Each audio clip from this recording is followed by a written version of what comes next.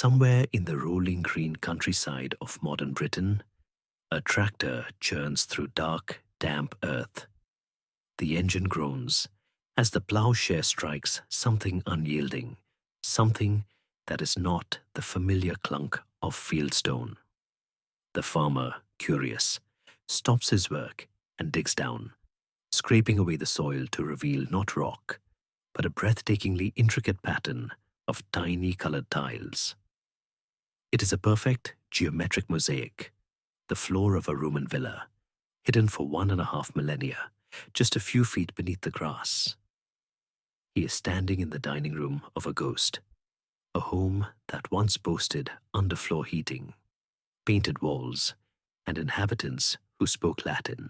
And yet, between the time this floor was laid and the time his tractor found it, there is a profound and unsettling silence in the historical record.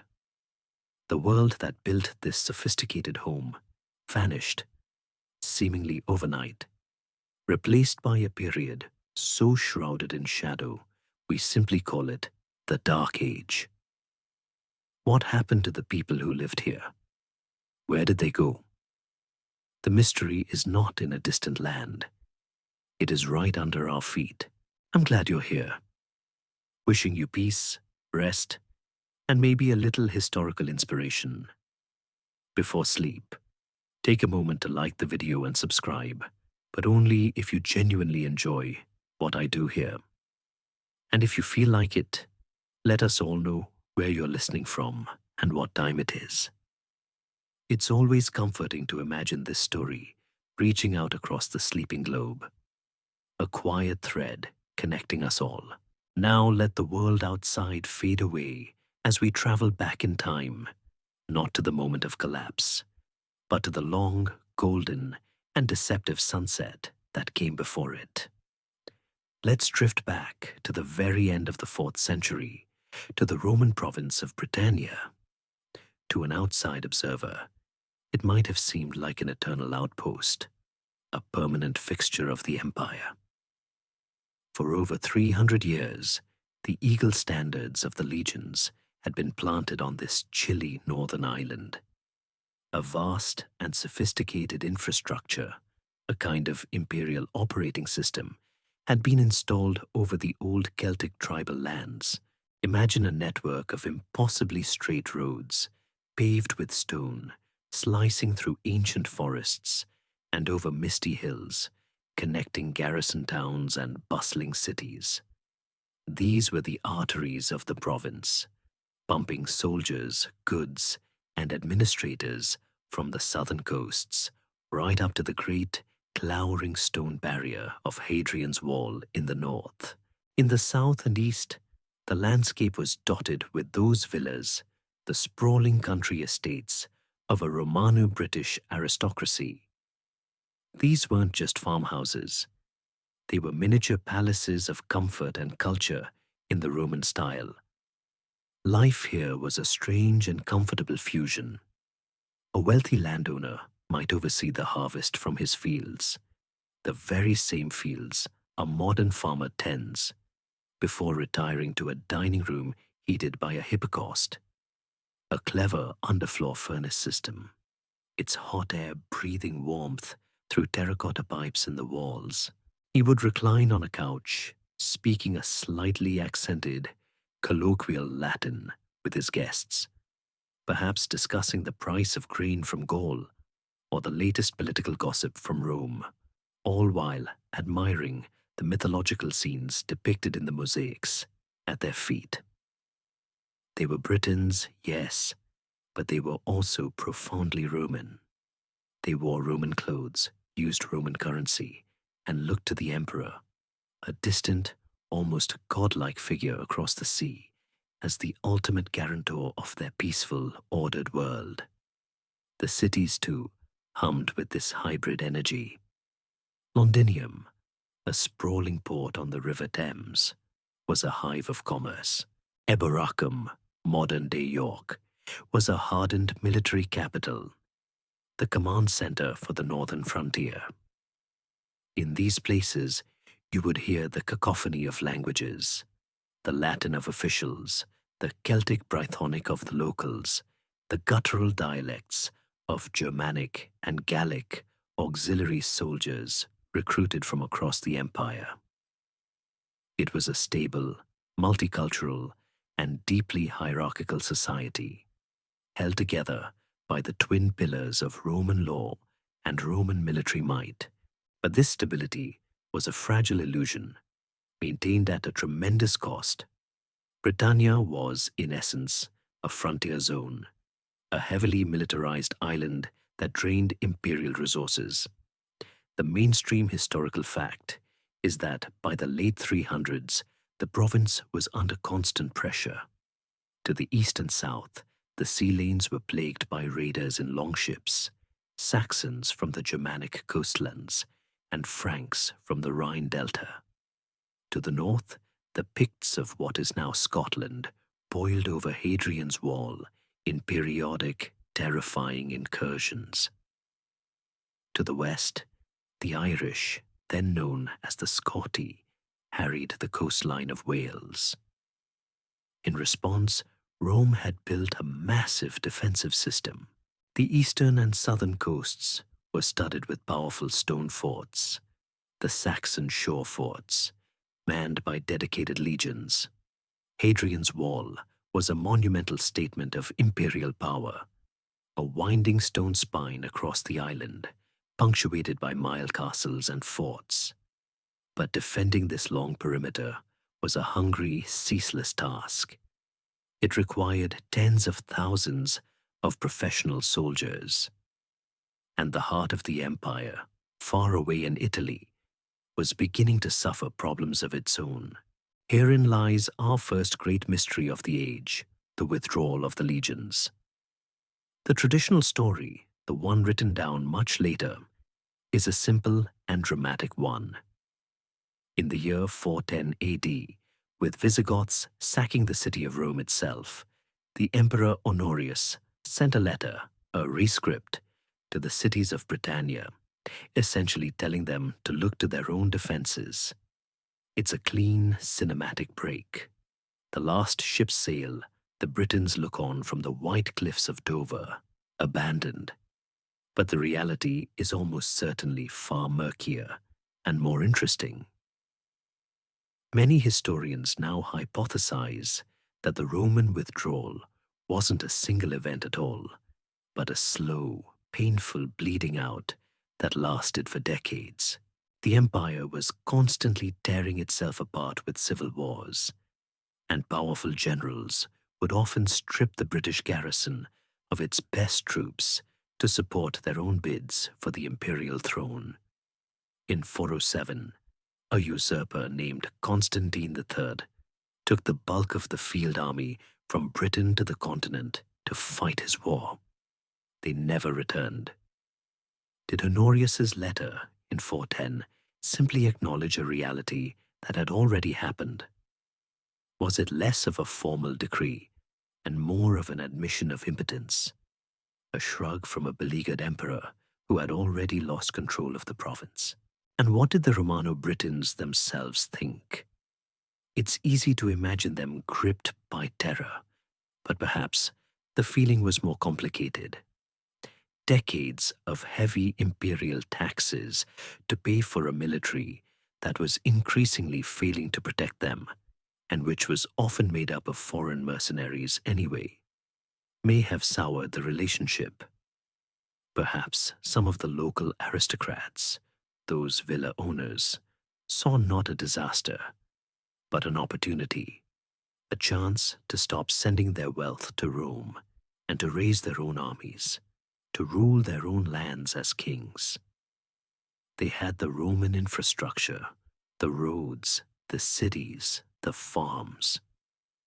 All they needed to do was take control of it themselves.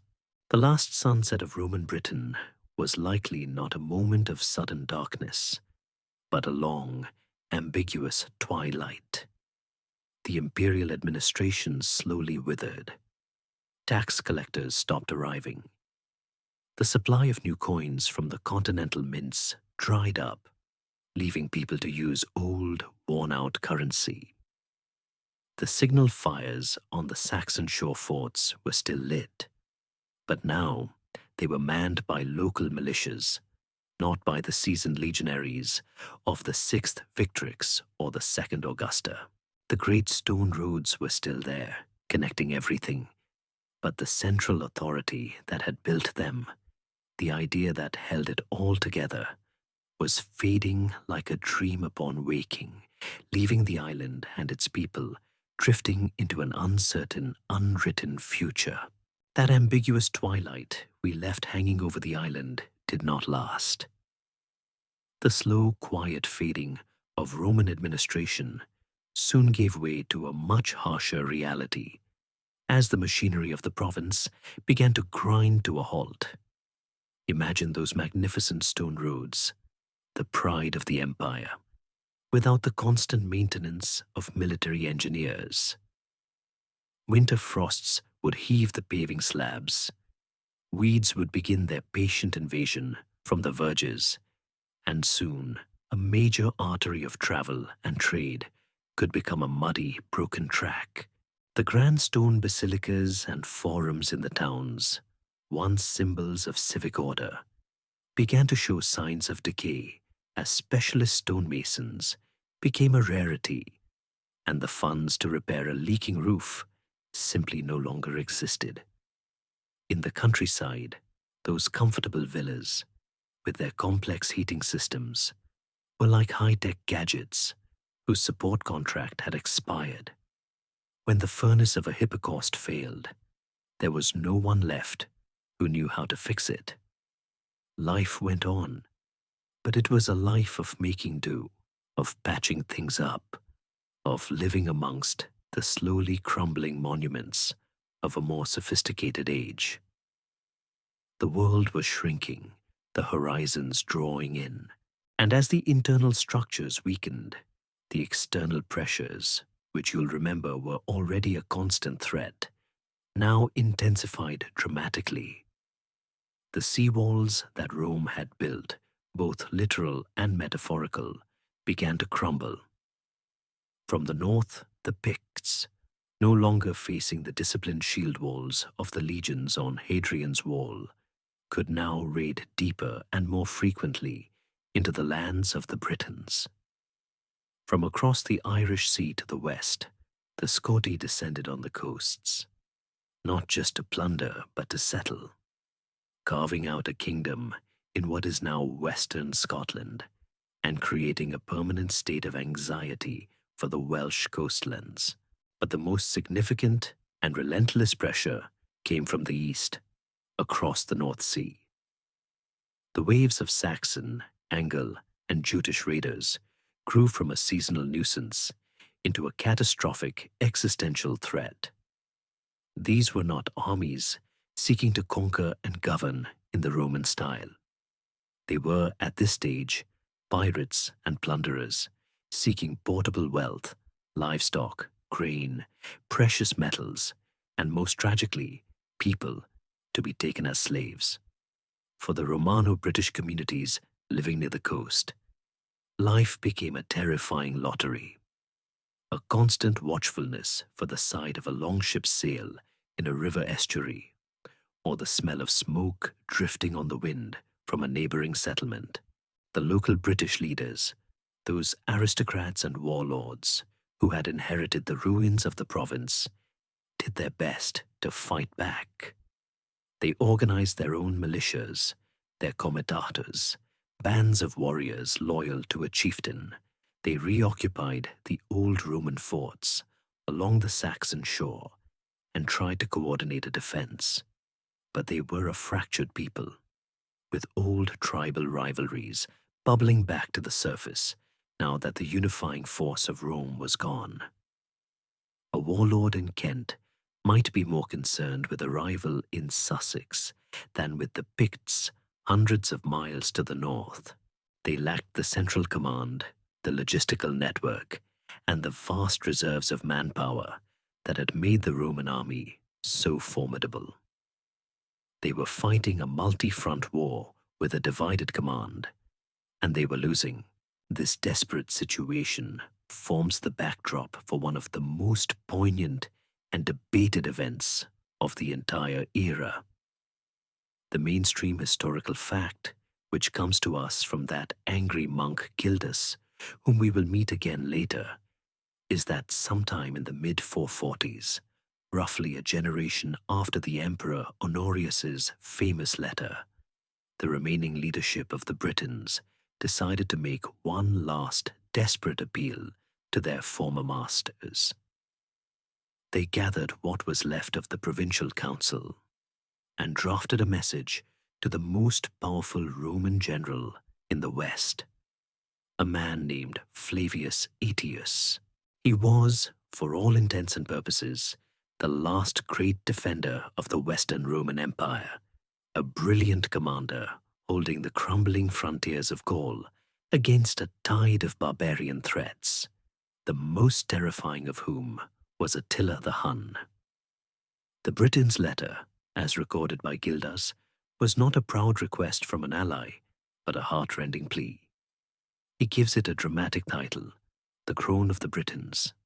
It read, "To Aetius, now consul for the third time, the barbarians drive us to the sea. The sea drives us back to the barbarians. Between them, we are exposed to two sorts of death. We are either slain or drowned."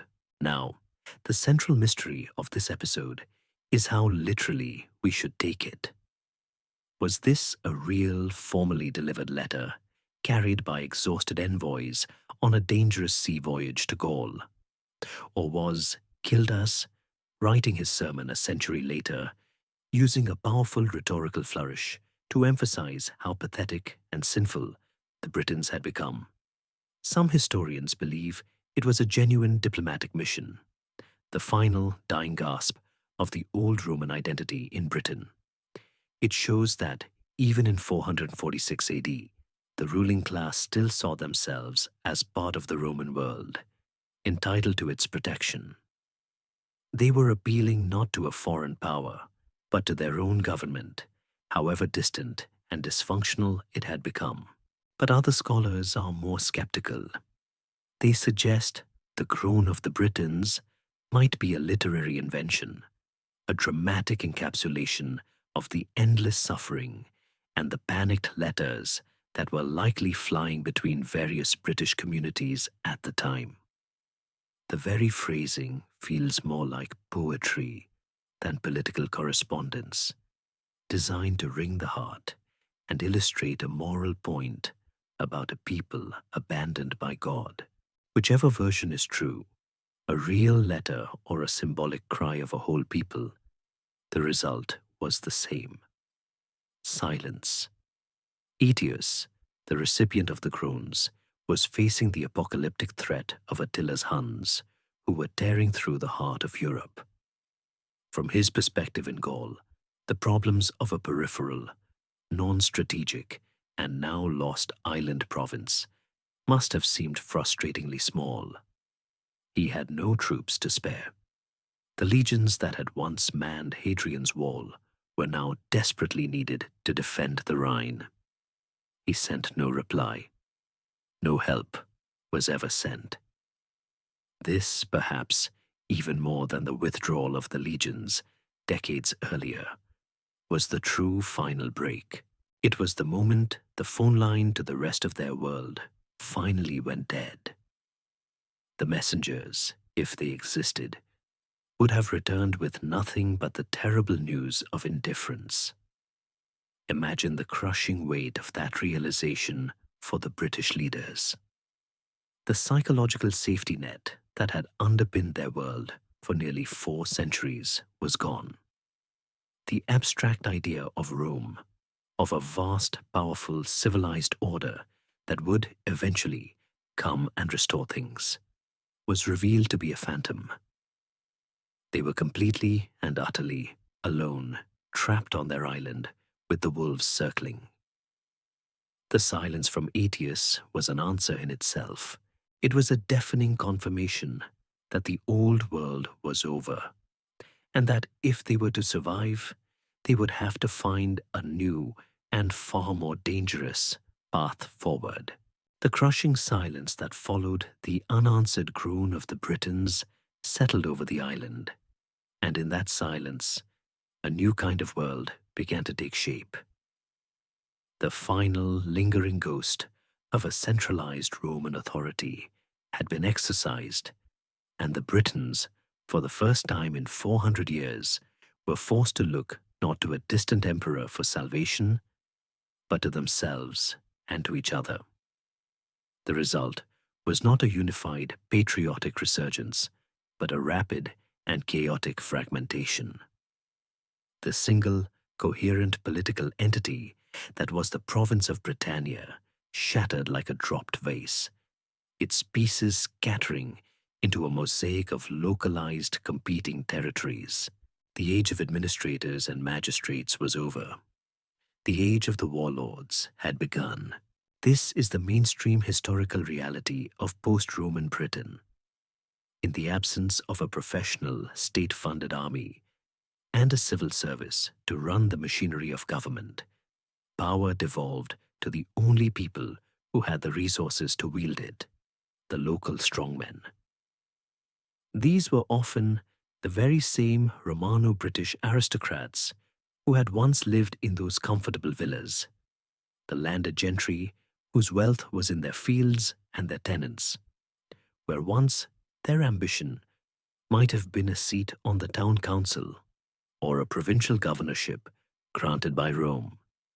Now their ambition was survival, and the only currency that mattered was military strength.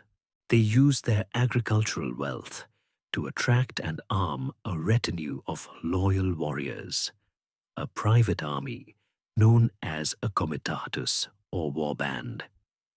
They became the law in their own lands, the protectors of their communities, and the rulers of what can only be described as petty kingdoms. The contemporary writer Gildas refers to these men with undisguised contempt as tyranna or tyrants. But we must be careful with that word. In its original Latin, it didn't necessarily mean a cruel or unjust ruler in the way we use it today. It simply meant a ruler who had seized power illegitimately, one who did not have the official sanction of the Roman Empire. For Gildas, a man who clung to the memory of Roman order and Christian piety, these warlords were usurpers, men driven by greed and ambition, who fought bloody civil wars with each other while the pagan barbarians were at the gates. He paints a grim picture of a land torn apart by the infighting of these so-called kings, accusing them of public robberies and private lies, of being more interested in plundering their British neighbors than in organizing a common defense. These new fractured kingdoms often formed around the skeletons of the old Roman and Celtic landscapes. Some were based on the former Roman administrative districts, the civitates, which themselves had often been drawn along the lines of the original Iron Age tribal territories. So, in the southwest, the old tribal land of the Dumnoni became the British Kingdom of Dumnonia. In Wales, powerful dynasties emerged to rule kingdoms like Gwynedd and Dyfed. Each was an island unto itself, a pocket of defended territory centered on a refortified Roman town, or a formidable Iron Age hill fort that was pressed back into service. A traveler journeying on one of those decaying Roman roads would no longer be moving through a single, secure province. Instead, they would be passing from one warlord's territory to another, each with its own leader, its own militia, and its own precarious existence. The journey itself would have become a dangerous proposition, a far cry from the relative safety of the Pax Romana. And here we wade into one of the deepest and most fascinating mysteries of the Dark Ages. Who exactly were these men? Gildas names 5 of them in his screed, giving us tantalizing but frustratingly brief glimpses.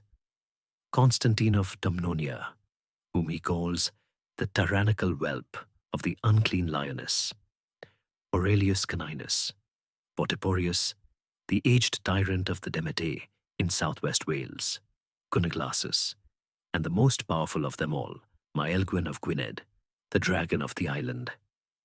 But for everyone he names, there must have been dozens more whose names are lost to the wind. The greatest and most enigmatic of them all is a figure who stalks through these early years, a man whose very existence is debated by historians. Vortigern.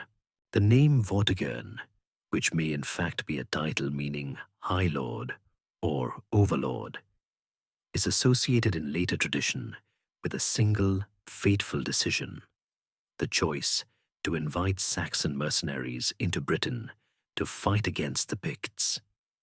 Later chroniclers like Bede and Nennius portray him as a powerful king, perhaps a kind of high king over the other British tyrants, who makes a catastrophic miscalculation. But was he a real person? This is a core historiographical debate. Some scholars argue that Vortigern was a genuine historical figure, a powerful warlord, likely from the area of modern-day Wales or the West Midlands, who managed to achieve a temporary dominance over the other British leaders in the mid-5th century. Others suggest that Vortigern is a composite figure, a legendary boogeyman created by later writers to explain and personify Britain's downfall. Was he a weak and foolish leader who was outsmarted by his treacherous mercenaries? Or was he a desperate but pragmatic ruler, facing constant attacks on multiple fronts and crippling internal divisions, who made a calculated gamble that simply went horribly wrong? The truth is, we will likely never know for sure. Vortigern exists in that perfect historical shadow, a place where the lack of concrete evidence allows for endless speculation. But if we imagine him as a real man, we can feel the crushing weight of his position. He would have been ruling a traumatized people, leading a patchwork of rival warlords who likely chafed under his authority. He would have looked at his dwindling military resources and the relentless pressure from Picts in the north and Irish in the west, and searched for a solution, any solution, to buy his people some breathing space. The Roman model of using one barbarian group as foederati, or federates, to fight another was a well-established, if risky, imperial policy. In the mind of a man still clinging to the tattered remnants of Roman strategy, it might have seemed like the only logical choice left. In the smoky firelight of his great timber hall, surrounded by his jealous rival chieftains, he would have made the call that sealed the fate of the Britons and set in motion the birth of England. And so, in that flickering firelight, the decision was made. The leader of the Britons, the man later history would call Vortigern, chose the most dangerous path of all. It was not a decision born of foolishness, but of cold, hard desperation. His own people were fractured, his rivals were many, and his enemies were relentless. Looking at the strategic map of his broken island, he saw the Picts cascading from the north and the Irish raiding from the west, and he knew his own dwindling war bands could not be everywhere at once. He needed an army, and since he could no longer call on the legions of Rome, he would do what the late Roman emperors themselves had so often done. He would hire one. He would fight fire with fire, using one group of barbarians to destroy another. It was a classic Roman strategy, a standard play from the imperial book. The only problem was, he was not a Roman emperor, and this was not a game he could afford to lose. His gaze and the gaze of the Council of British leaders turned eastward, across the grey waves of the North Sea. They looked towards the very people who had been terrorizing their coasts for generations, the Saxons.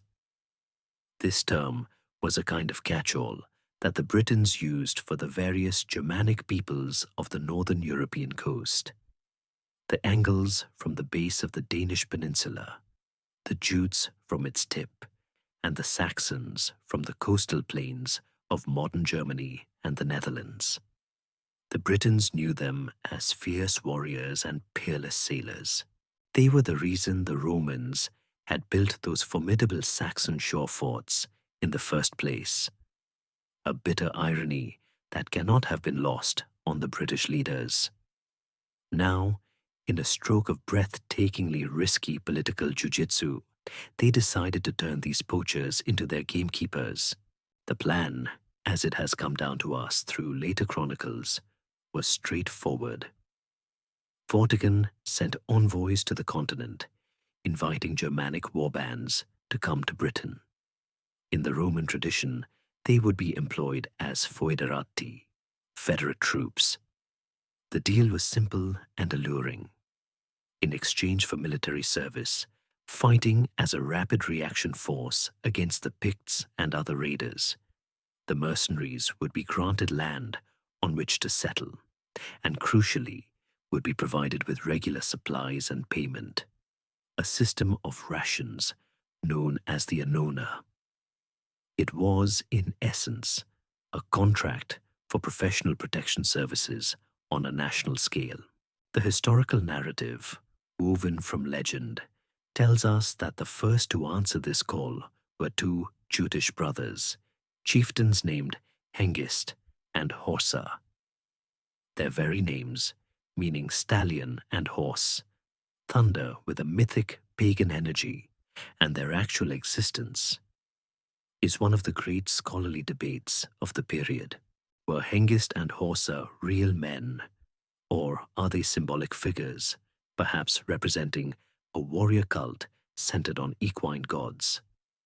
This is our mystery for this moment.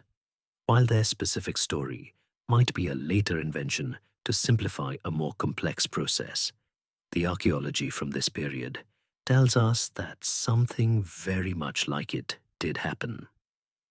In the east of Kent, around the mid-5th century, a new style of burial starts to appear in the archaeological record.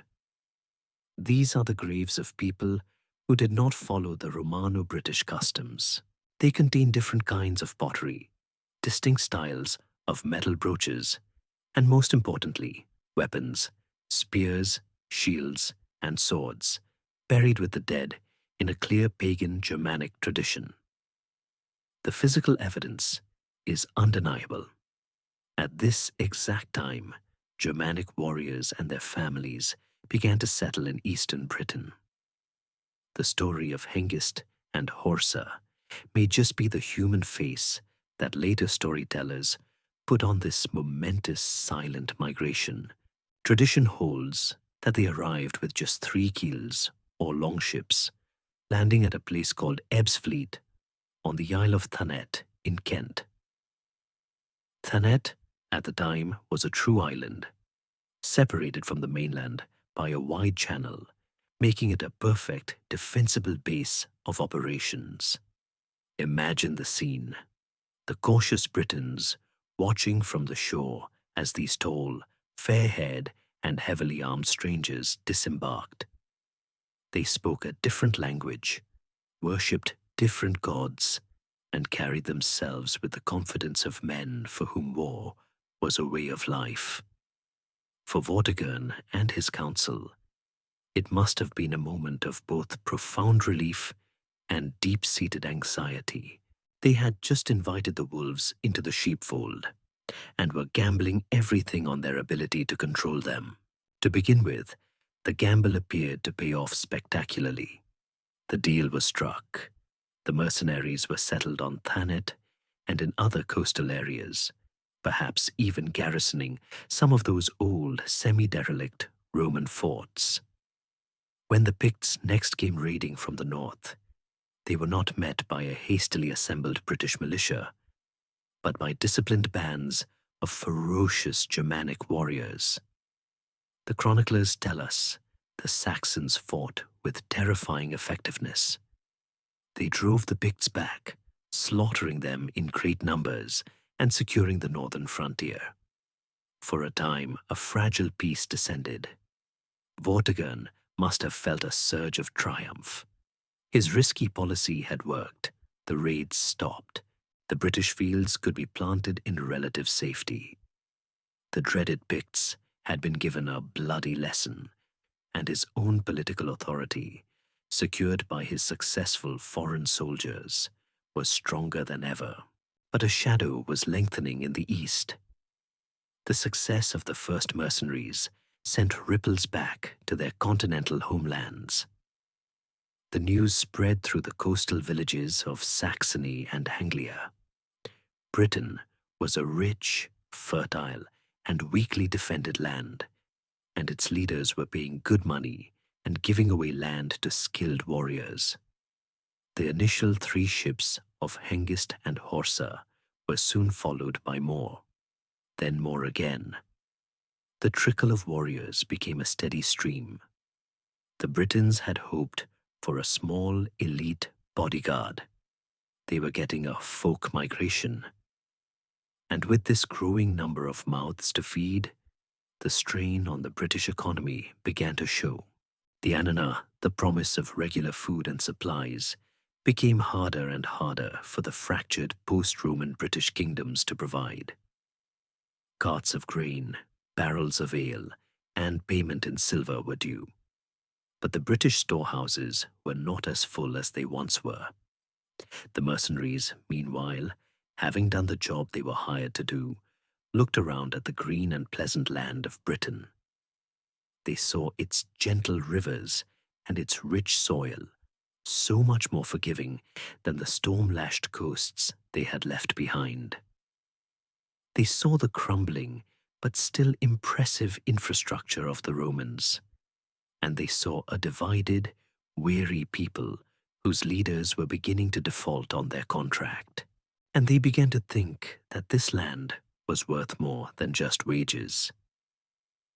It was worth taking. The fragile peace, bought with land and promises, could not hold. The growing number of Germanic settlers, with their hungry families and warriors' pride, began to place an intolerable strain on the dwindling resources of their British hosts. The chronicles, written from the British perspective, tell a simple story of betrayal. They claim Hengist and his followers, having fulfilled their initial contract against the Picts, began to deliberately find fault with their provisions. They complained the grain was poor, the ale was weak, and the payments were insufficient. They sent a message to Vortigern and the British Council, an ultimatum threaded with menace. Increase our supplies, or the treaty is broken, and we will plunder the island from end to end. The Britons, their authority weak and their coffers empty, refused. And with that refusal, the mask of the hired protector fell away to reveal the face of the conqueror. What happened next is the central defining question of Britain's lost age, a historical mystery known as the Adventus Saxonum, the arrival of the Saxons. For centuries, one version of the story dominated, a tale of apocalyptic violence drawn from the furious writings of the monk Gildas. In his telling, the moment the contract was broken, the Saxon federati unleashed a storm of fire and sword upon their former employers. He describes a terrifying, all-consuming holocaust that swept from the eastern coasts inward. For the fire of vengeance, he wrote, blazed from sea to sea. It devastated all the neighboring cities and lands, and did not cease after it had been kindled, until it burnt nearly the whole surface of the island and licked the Western Ocean with its red and savage tongue.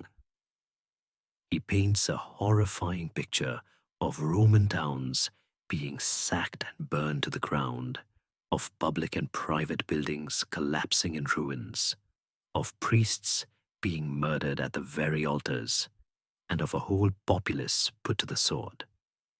The few Britons who survived this onslaught, he tells us, were either hunted down and killed in the mountains, surrendered, and were forced into perpetual slavery, or fled in their terror across the sea to what is now Brittany in France.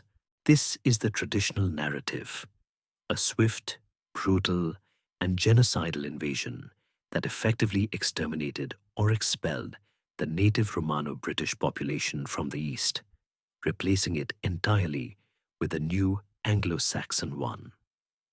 Legends grew to embellish this version, like the story of the Night of the Long Knives, a supposed peace conference where the treacherous Saxons, on a hidden signal, drew long daggers and massacred the entire unarmed British leadership. It is a dramatic and terrifying story, and for a very long time, it was accepted as fact.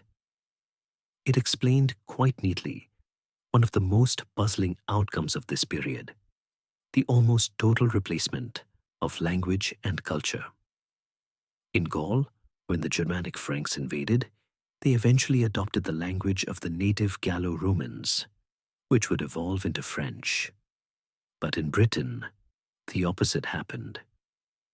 The Celtic Brythonic language and the colloquial Latin of the Britons vanished from the eastern lowlands, replaced by the Old English dialects of the newcomers.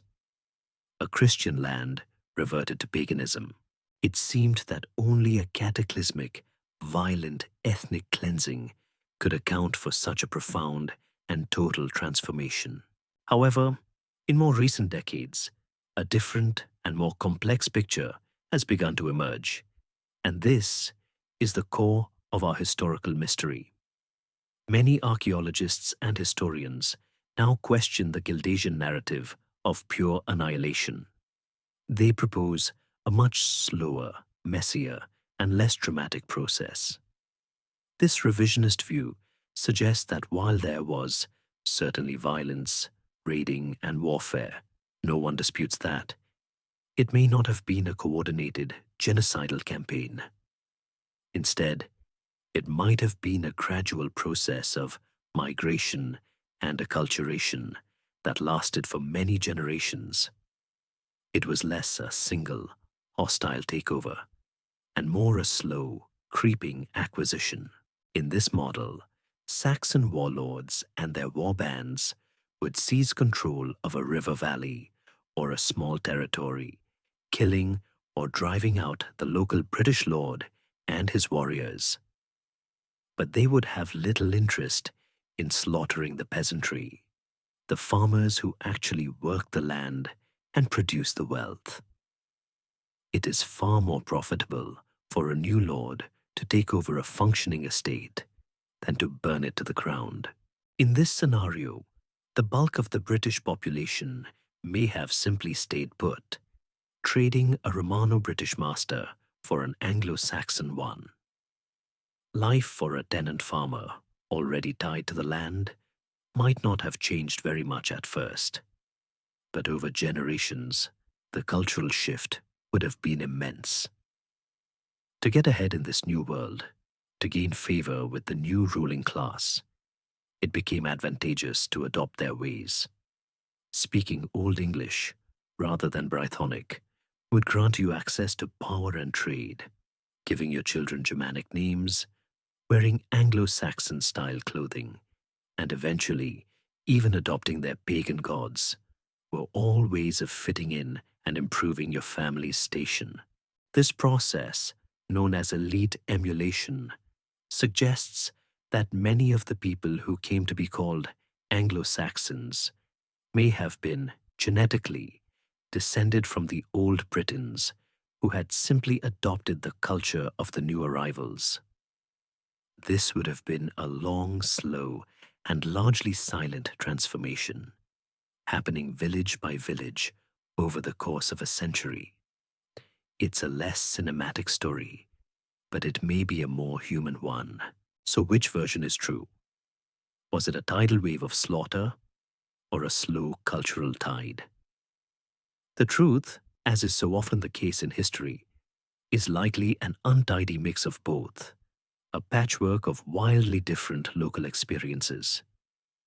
In some areas, particularly those first settled in the southeast, the conflict was probably as brutal as Gildas described.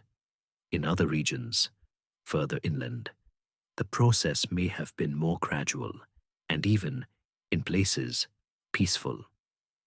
The tragedy of the Dark Ages is that the people who lived through it left us no records of their own experience. All we have are the smoldering ruins of a Roman town on the one hand, and the confusing patterns of pottery and brooches in the soil on the other. The land itself fell quiet, a silence that hides both the warrior's shout and the slow, steady erosion of a people's language and identity, until eventually, the very name of the land began to change. It was no longer Britannia, it was becoming Angleland, England. For centuries, the debate over the arrival of the Saxons remained locked in this stalemate, a quiet academic war fought with the ambiguous words of a furious monk on one side and the silent testimony of post holes and pottery shards on the other. It seemed an impossible puzzle, a question buried so deep in the darkness of the past that it could never truly be answered. But in our own time, a new kind of archaeology has emerged, a science that allows us to bypass the biased texts and the scattered artifacts, and to read a story that is written not in ink or clay, but in the very fabric of life itself. We can now listen for the echoes of this lost world in the one place where the past is never truly erased, our own DNA. The field of archaeogenetics has, in the last few years, completely revolutionized our understanding of this period. It is a kind of molecular time travel. Scientists can now carefully extract tiny degraded fragments of ancient DNA from the bones and teeth of skeletons that have been resting in the soil of Britain for 1500 years. By piecing together and sequencing these fragments, they can reconstruct the genetic blueprint of an individual who lived and died in the 5th or 6th century. This genetic code, this personal history book, can then be compared to the DNA of other ancient skeletons, from Iron Age Britons who lived before the Anglo-Saxon migrations, and from people who were buried on the continent in Germany and Denmark at the same time.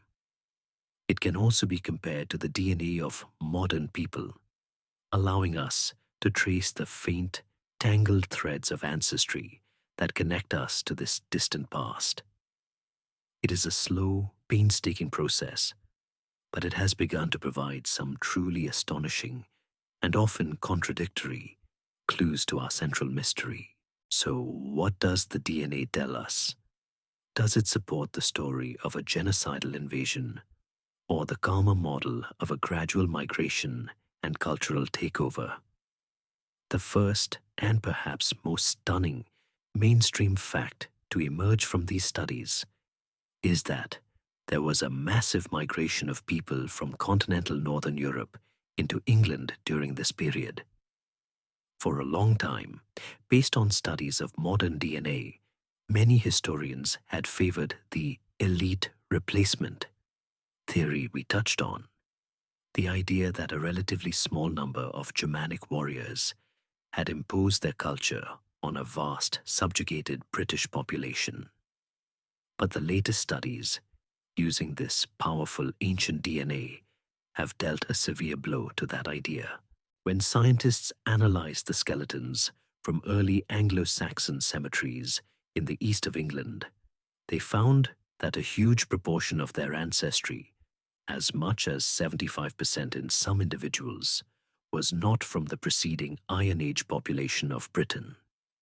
Instead, it was a near-perfect match for the DNA of people living in the ancestral homelands of the Angles, Saxons, and Jutes.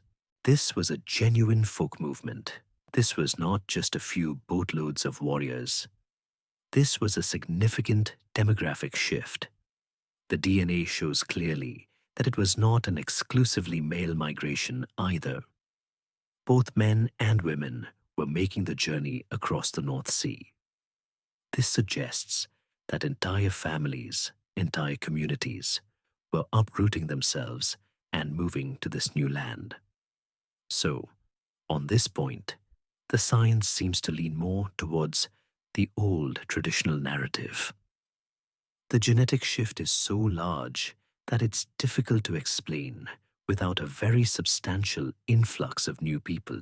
But this is where the mystery only deepens. Does a large-scale migration automatically mean a violent, genocidal conquest, as Gildas described? Not necessarily. This is the hypothesis that scientists and historians are now grappling with. A 75% replacement of ancestry in a given cemetery does not mean that 75% of the local Britons were killed. It could be the result of a more complex social dynamic that played out over several generations. Imagine a scenario of social apartheid. The incoming Anglo-Saxons, as the new ruling class, may have established their own separate farmsteads and villages, rarely intermarrying with their British neighbours at first. If the newcomers were more economically successful or had a social system that encouraged larger families, their population could have grown much faster than the native one. Over a century or two, their genetic signature would simply overwhelm the local one in the archaeological record, without necessarily requiring a single violent event. Furthermore, the genetic picture is not the same across the entire island. The percentage of continental Northern European ancestry is highest in the east of England, the area of primary settlement. As you move west, towards the lands that would remain in British hands and eventually become Wales and Cornwall, that genetic signature becomes progressively weaker, and the ancestry from the original Iron Age Britons becomes much stronger. The DNA map almost perfectly mirrors the traditional story of the Britons being pushed west. But it also shows that there was no clean break. There was mixing. In nearly all of the early English graves, there is some ancestry from the native British population. The Britons were not all killed, nor did they all flee. They remained, and they contributed to the gene pool of the new English people. The DNA provides the raw data of who was there, but it cannot tell us the human story behind the statistics. It cannot tell us if the child of a Saxon father and a British mother was the product of a loving marriage or a brutal act of war. It cannot tell us if a British farmer chose to adopt an Anglo-Saxon name and culture willingly to better his family's prospects, or if it was a bitter act of submission. The genes give us the echoes, but not the voices. They replace the old simple story of unalloyed slaughter with a new, much more complex, and perhaps more unsettling one. A story of a massive migration, of social segregation, of demographic booms and busts, and of the slow, silent, and often fraught mixing of two peoples, until a new hybrid people, the English, was born from the ashes of Roman Britain, while the east of the island was being irrevocably transformed, while the slow, complex dance of migration, conflict, and assimilation was creating the genetic and cultural foundations of what would become England. That is only half of the story. To understand this age, We must turn our gaze away from the fertile lowlands and look to the rugged, rain-swept uplands of the west and the north. Here, in the mountainous spine of Britain, the Britons did not vanish. They were not all enslaved or assimilated. Here they held on. Here they fought back. As the Anglo-Saxon kingdoms began to coalesce in the east, the western part of the island remained a patchwork of native Britannic kingdoms, the direct heirs to the old Celtic tribes and the Romano-British aristocracy. In the far southwest, Dumnonia remained a powerful force. In the lands that would become Wales, kingdoms like Gwynedd, Powys, and Dyfed grew strong, forging a new identity in their mountain strongholds. But for a time, the heart of the British resistance was in a place that has been almost entirely erased from the modern map, a region the Welsh poets would later call Yrhen Ogledd, the Old North. This was the Brittonic-speaking area of what is now northern England and southern Scotland, a land of windswept fells, misty lakes, and reoccupied Roman forts. And the greatest and most celebrated of these northern kingdoms was Reged. Life in these Brittonic kingdoms was a world away from the ordered agricultural life of the old Roman province.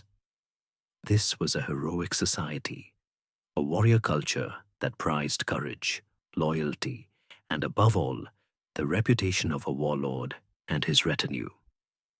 Their power was not centered in bustling cities, but in the smoky warmth of great timber halls, or behind the restored earthen ramparts of ancient hill forts. Here, kings and chieftains would feast with their war bands, rewarding their followers with gifts of gold, horses, and weapons, while bards, the revered custodians of history and fame, would sing epic poems praising their patron's prowess in battle. It was a life lived on a knife's edge, defined by the constant threat of the raid and the ever-present reality of war. And from this heroic world, for the first time in our story, we begin to hear contemporary voices, not the furious Latin sermon of a monk like Gildas, but the passionate Brythonic poetry of the bards. The most famous of these was Taliesin, a poet of sublime skill who was attached to the court of the most powerful king of Reged, a man named Urien. Taliesin's surviving poems are like a lightning flash in the darkness, illuminating for a brief moment the world of the northern British kings. They are not calm, objective histories, but visceral, vivid celebrations of his king. Through Taliesin's eyes, we see Urien of Reged as a magnificent and terrifying figure, a golden-armored king, a ruler of the fortunate land, and the spear-clattering eagle who led the warriors of his kingdom to victory after victory.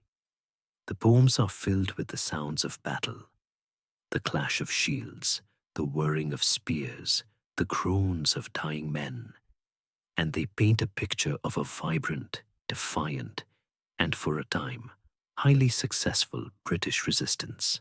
This brings us to the mainstream historical facts we can glean from this poetry. Urien of Reged, who likely reigned in the latter half of the 6th century, was a real and formidable war leader.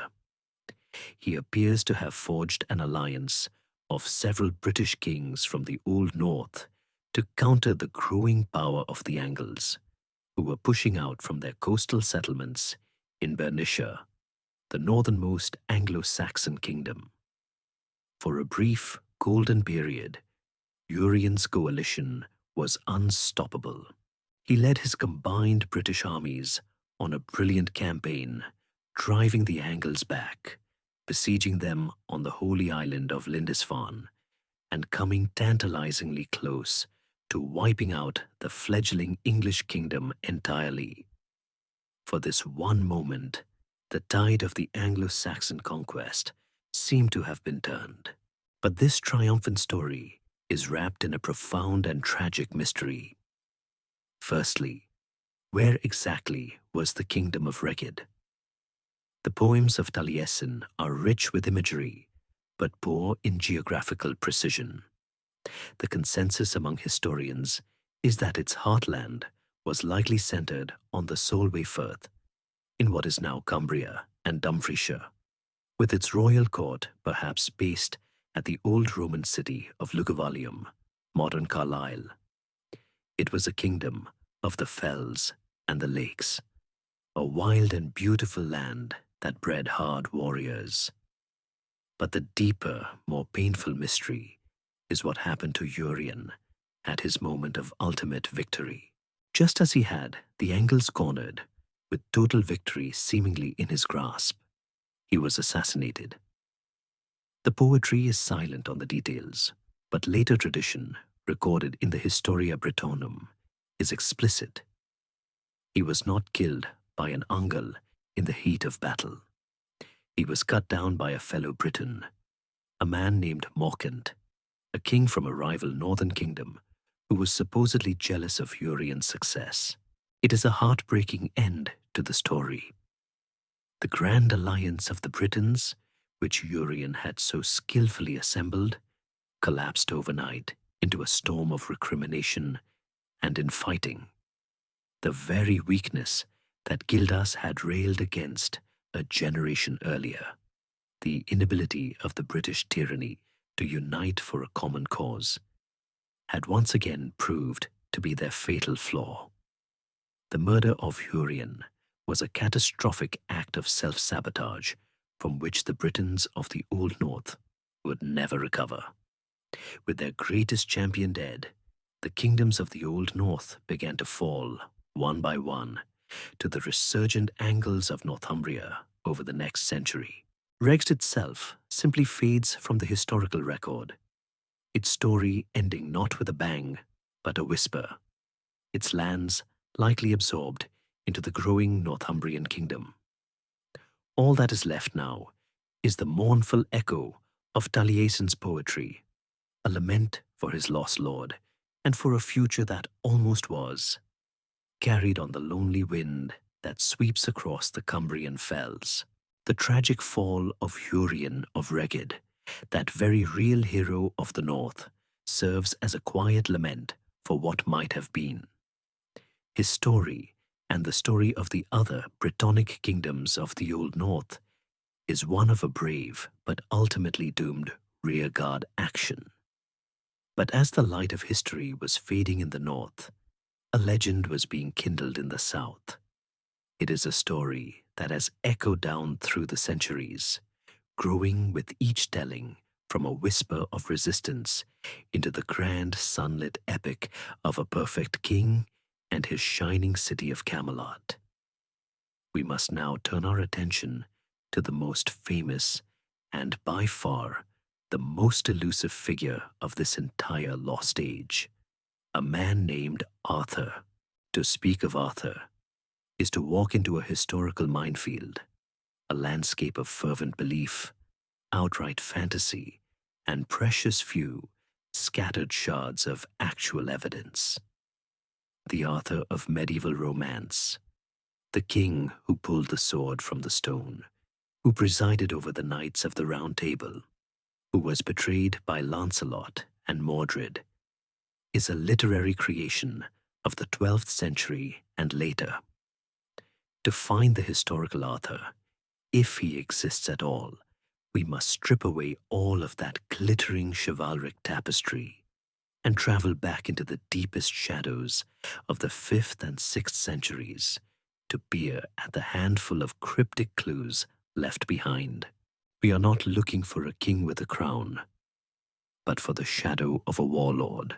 Our first and most important stop is with our old friend, the monk Gildas, writing his furious sermon around the year 540. He is the only contemporary British source we have for this period, and what he says, or rather, what he doesn't say, is the most profound and difficult piece of evidence there is. Gildas writes in detail about the Saxon revolt, the chaos that followed, and the eventual rallying of the Britons, which culminated in a great and decisive victory at the Battle of Mount Badon. This battle, which we will explore in more detail soon, was a turning point. It halted the Saxon advance for at least a generation and secured a period of peace for the Britons. And yet, in his entire account of this climactic struggle, Gildas never once mentions the name Arthur. This is the great, deafening silence at the heart of the Arthurian mystery. How could the man who supposedly won the most important battle of the age be completely ignored by our only contemporary chronicler? Instead, Gildas attributes the leadership of the British revival to another man entirely, a figure named Ambrosius Aurelianus. He describes Ambrosius as a man of noble Roman descent, whose parents had worn the purple, suggesting they were of the old imperial ruling class. Gildas says he was a modest man, and perhaps the last of the Romans left in Britain, who gathered the shattered remnants of the British forces and led them to their first victories against the Saxons. Unlike the shadowy Arthur, Ambrosius is almost certainly a real historical figure. He represents the last gasp of the old Romano-British order, a civilized, aristocratic general rallying his people in the face of chaos. For many historians, Ambrosius is the real hero of the British resistance, the true victor of this age. So where does Arthur come in?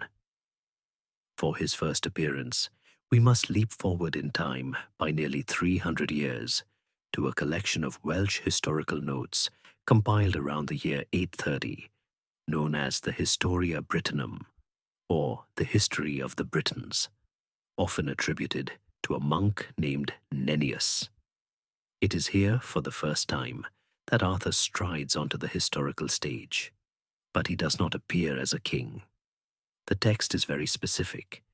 It says that Arthur fought against the Saxons alongside the kings of the Britons, but he himself was the Dux Bellorum, which translates to leader of battles or commander of the wars. This is a fascinating and crucial distinction.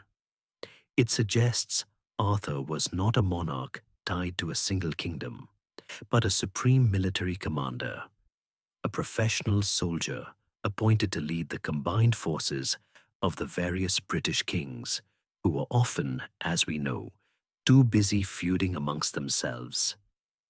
Nennius lists 12 of Arthur's legendary battles, a catalogue of victories across the length and breadth of Britain, culminating in the 12th and greatest victory, the Battle of Mount Badon, where, Nennius claims, Arthur single-handedly killed 960 men in one charge.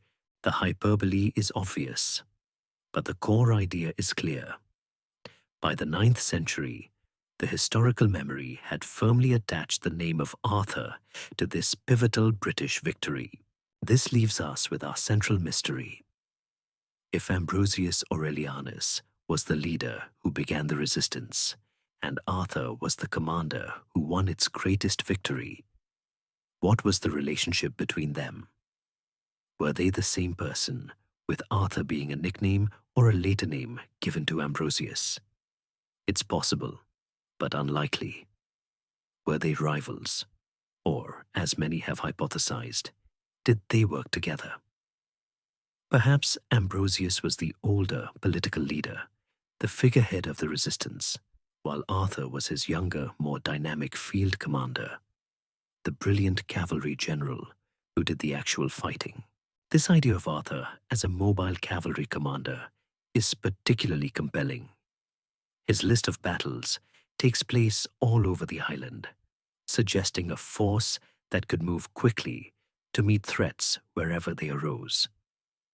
Imagine a small, elite, heavily armored cavalry force, a comitatus of professional warriors trained in the late Roman style, riding along the decaying network of Roman roads. They would be a kind of national rapid reaction force, a Dark Age special operations unit, appearing as if from nowhere to help a beleaguered local king repel a Saxon warband. This Arthur is not a king holding court in a castle, but a hardened warrior perpetually on the move. His life a blur of long patrols, sudden, savage skirmishes, and cold nights spent sleeping under the stars.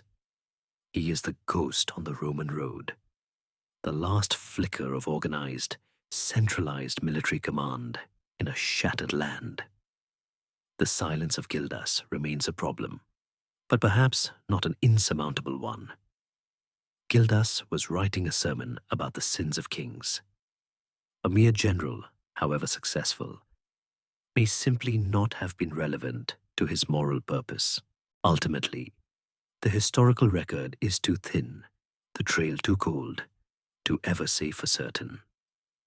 We cannot prove that a commander named Arthur existed, but we can be certain that the Britons did rally, that they did resist, and that they did win a great victory that brought them a generation of peace. The name that history has chosen to give that victory is Arthur. He is perhaps best understood not as a man, but as a memory of a time when the Britons, against all odds, fought back and won. The name of the commander may be lost in the mist of historical debate, a shadow we call Arthur, or a final Roman ghost named Ambrosius. But the victory itself is solid ground. After decades of retreat, of being driven from their homes, of seeing the eastern part of their island consumed by the newcomers, the Britons finally drew a line. At some point, around the turn of the 6th century, they stopped running, turned to face their pursuers, and fought a battle that would change the course of their history for a generation. This was the Battle of Mount Badon. It is the singular military event of the age, a moment so pivotal that its echo reaches us even through the dense fog of the intervening centuries. Our primary source, the monk Gildas, who you'll remember was born in the very year of the battle, speaks of it with a kind of awe. He calls it the Siege of Mount Badon, Obsessio Badonici Montis, and describes it as almost the last, but certainly not the least, slaughter of the Saxon invaders.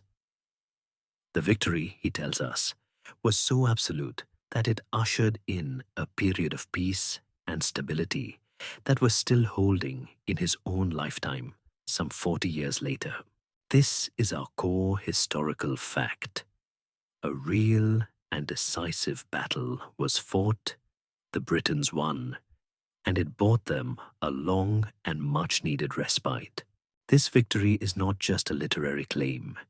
It is faintly visible in the silent record of archaeology as well.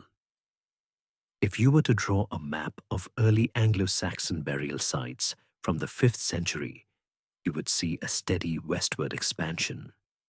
But then, around the year 500, that expansion suddenly halts. The frontier between the British West and the Anglo-Saxon East seems to solidify for several decades. This archaeological pause aligns perfectly with Gildas's account. Mount Badon appears to have acted as a firebreak, a cataclysmic event that so damaged the military capacity of the Anglo-Saxons that their advance was stopped dead in its tracks. Yet for a battle of such monumental importance, almost everything else about it is a profound and frustrating mystery. And the greatest mystery of all is its location. Where was Mount Badon? For centuries, historians and enthusiasts have scoured the maps and landscapes of Britain, searching for the hill that saved a kingdom. But no one has ever found a definitive answer. The name itself, Badon, is our only real clue. and dozens of candidates have been proposed. Some of the most plausible are the great Iron Age hill forts that command the ancient ridgeway routes in southern England, like Liddington Castle near Swindon.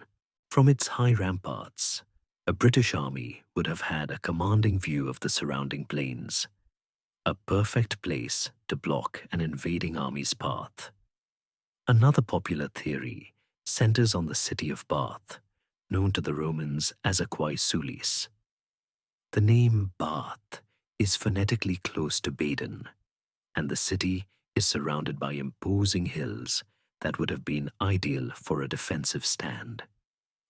But despite countless searches, no conclusive archaeological evidence, no mass grave, no layer of ash, no trove of broken weapons, has ever been found at any of the proposed sites. Mount Badon remains a ghost on the landscape. The very nature of the battle is also shrouded in doubt. Was it a siege, as Gildas states? If so, it paints a picture of a desperate British force, perhaps the last organized army in the south, holding up on a fortified hilltop, making their last stand. We can imagine them on the windswept ramparts, looking down as the Saxon army, confident and numerous, surrounds the hill, cutting off supplies and preparing for a final assault. The battle would have been a brutal close-quarters struggle, a fight to the death on the earthen banks of the fort, with the fate of Britain hanging on the strength of a single shield wall. But the later account of Nennius, the one that first names Arthur as the hero, describes it very differently. He presents it not as a defensive siege, but as a pitched battle in the open, culminating in a heroic, near-suicidal charge led by Arthur himself. This is the image that has captured the popular imagination. Arthur and his elite horsemen, the last vestige of Roman-style cavalry, thundering down a hillside to smash into the Saxon lines and win the day through sheer heroic prowess. Which version is more likely? The earlier account of a siege is generally preferred by historians, but the truth may well be a combination of the two. Perhaps a long and grinding Saxon siege was finally broken by a sudden, desperate, and brilliantly timed cavalry charge from within the fort. We simply do not know. And finally, of course, there is the mystery of the commander, which we have already touched upon. Was it the wise, aging Roman noble, Ambrosius Aurelianus, orchestrating a brilliant defense? Or was it the younger, more vigorous war leader, the Dux Bellorum we call Arthur? Or was it some other, now forgotten British king, whose name has been completely lost to history? The sources are contradictory, and the truth is irrecoverable. But in the end, the identity of the commander is less important than the outcome. Let us imagine the end of that day. The Saxon army is not just defeated, but annihilated. Their shield wall is broken, their chieftains are dead, and the survivors are fleeing in chaos back to their own lands in the east. On the slopes of Mount Badon, there is a profound and exhausted silence, broken only by the wind and the cries of the wounded. The Britons, bloodied and battered, have survived. They have done the impossible. They have stared into the abyss of total defeat and have won. The news of the victory would have spread like wildfire through the hills and valleys of the West, a message of hope to a people who had known nothing but disaster for 2 generations. They had won more than a battle. They had won themselves a future. It was a fragile, uncertain peace, but it was peace nonetheless.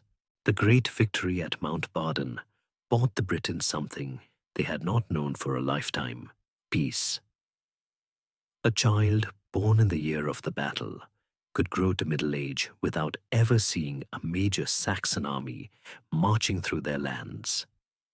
The frontier stabilized, the raids subsided, the constant gnawing fear of destruction receded, replaced by the quiet, mundane rhythms of rebuilding.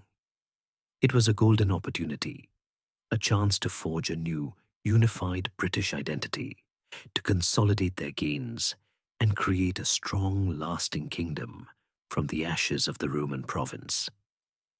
But according to the only man who wrote about this period as it was happening, this is not what occurred. The peace, he tells us, did not breed strength and unity. It bred complacency, corruption, and a profound moral decay. To understand this age of elusive peace, we must turn to the figure who has haunted the edges of our story so far, the man whose furious words have provided the only British narrative for so much of what we have discussed. We must spend some time with the angry monk, Gildas. His work, written around the year 540, is titled De Excidio et Conquestu Britanniae, a grand Latin title that translates to On the Ruin and Conquest of Britain. And if you were to pick it up expecting a calm, chronological history of the period, you would be deeply disappointed. It is not a history. It is a sermon. It is a blistering, rambling, and deeply personal polemic, a torrent of Old Testament-style fury directed at the sins of his own people. First, we must understand who Gildas was, or at least who we think he was. The details of his life are a mystery. He was clearly a cleric, probably a monk, and was steeped in a formal, rhetorical Latin education that was a throwback to the Roman school system. He knew his scriptures intimately, and his writing is thick with quotes and allusions to the Bible, especially the prophets like Jeremiah, who railed against the sins of their own nations. He was a man looking at the world around him through a very specific lens. He believed that history was driven by God's will, and that prosperity was a reward for piety, while suffering was a punishment for sin. For Gildas, the ruin of Britain and the conquest by the pagan Saxons was not a simple matter of military defeat or political failure. It was God's righteous judgment on a wicked and fallen people. His book is structured in 3 parts. The first is a brief and often comically inaccurate sketch of British history from the Roman period. The second, which we have already drawn from, is his lurid account of the Saxon invasion, which he portrays as a divine scourge, a fire sent by God to cleanse the land. But the heart of his work, the real reason he put quill to vellum, is the third part. Here, he drops all historical pretense and launches into a direct and venomous attack on the rulers of his own day, the 5 contemporary British kings whom he accuses of every imaginable sin. You'll remember we met these tyrants before: Constantine of Domnonia, Aurelius Caninus, Vortigern of Dyfed, Cuneglasus, and the powerful Maelgwyn of Gwynedd. Gildas calls them liars, oath-breakers, murderers, and adulterers. He compares them to a pack of predatory animals: a lioness, a leopard, a bear, and a dragon. His condemnation is absolute and savage. He excoriates them not only for their personal sins, but for their failure to maintain the peace won by the previous generation at Mount Badon.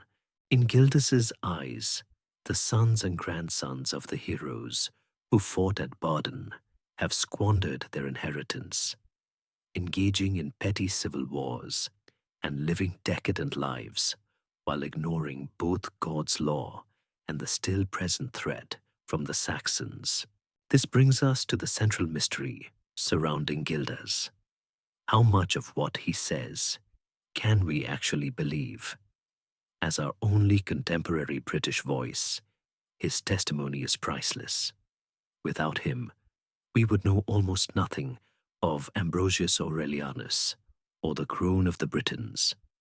But he is a profoundly unreliable narrator. His goal is not to inform, but to condemn.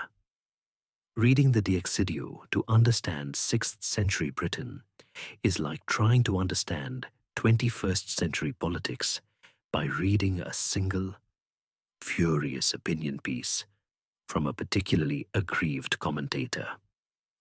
He conveniently ignores anything that doesn't fit his thesis. Could this be why he never mentions a heroic figure like Arthur?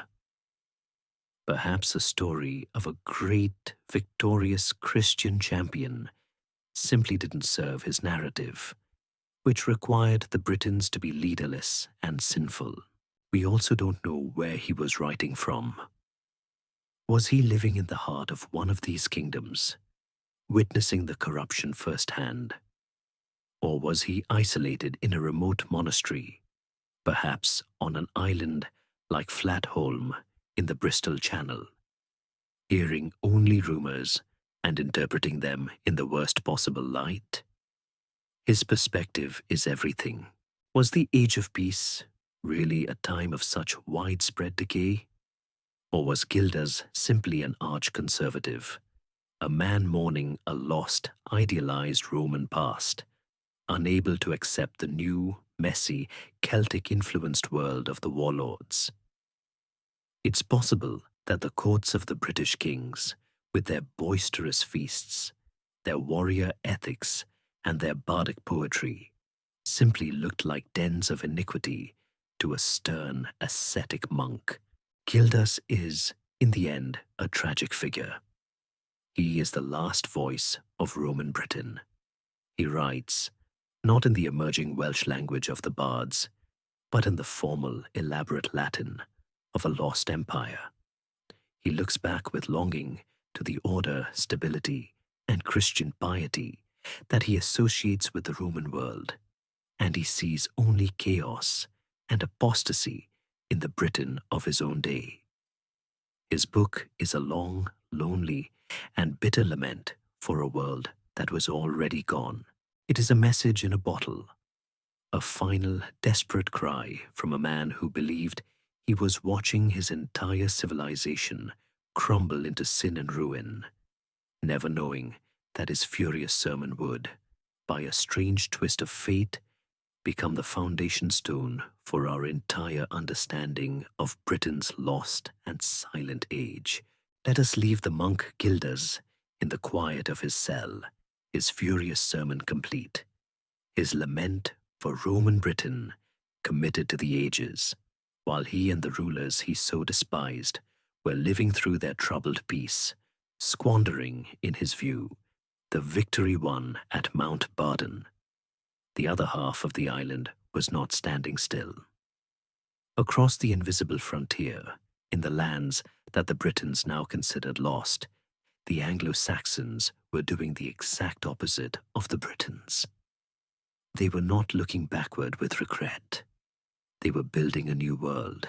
The generation of peace that followed their great defeat gave them the breathing room they needed to put down deep roots, to transform their scattered coastal enclaves and military settlements into something far more permanent.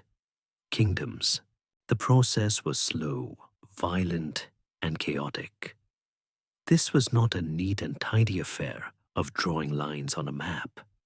It was a long and brutal struggle for dominance, a Dark Age version of a corporate consolidation, where successful warbands swallowed up their weaker neighbors, and powerful chieftains slowly clawed their way to the status of kings. Over the course of the 6th century, the loose patchwork of Anglo-Saxon settlement began to coalesce into a handful of major political entities. Later, historians would give this new political landscape a deceptively simple name, the Heptarchy, from the Greek for 7 rulers. In truth, The situation was always more fluid than that, with smaller kingdoms rising and falling. But 7 major players did emerge from the chaos to dominate the politics of the island for the next 300 years.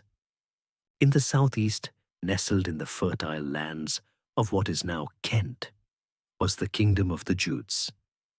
Being the closest point to the continent, Kent was the gateway to the Frankish kingdoms of Gaul. This made it wealthy, sophisticated, and outward-looking. Its kings controlled the lucrative cross-channel trade, and their courts were the first to see the return of luxury goods like fine glass, wine, and pottery. Stretching along the southern coast were the kingdoms of the Saxons. Sussex, the kingdom of the South Saxons, was a small, isolated realm, hemmed in by the dense forest of the Weald to its north. To its east was Essex, the kingdom of the East Saxons, which controlled the vital estuary of the River Thames and the old semi-abandoned Roman port of Londinium. And to the west, pushing up against the frontier with the Britons of Dumnonia, was the kingdom that would one day forge the destiny of the entire island. Wessex, the kingdom of the West Saxons. Further north, along the eastern coast, lay the lands of the Angles. East Anglia, the kingdom of the East Angles, occupied the marshy, river-laced bulge of Norfolk and Suffolk. It was a powerful and wealthy kingdom in its own right, a land of proud and independent sea raiders who would leave behind some of the most spectacular treasures of the entire age. In the very heart of the island, controlling the great river systems of the Midlands, was the sprawling and aggressive kingdom of Mercia.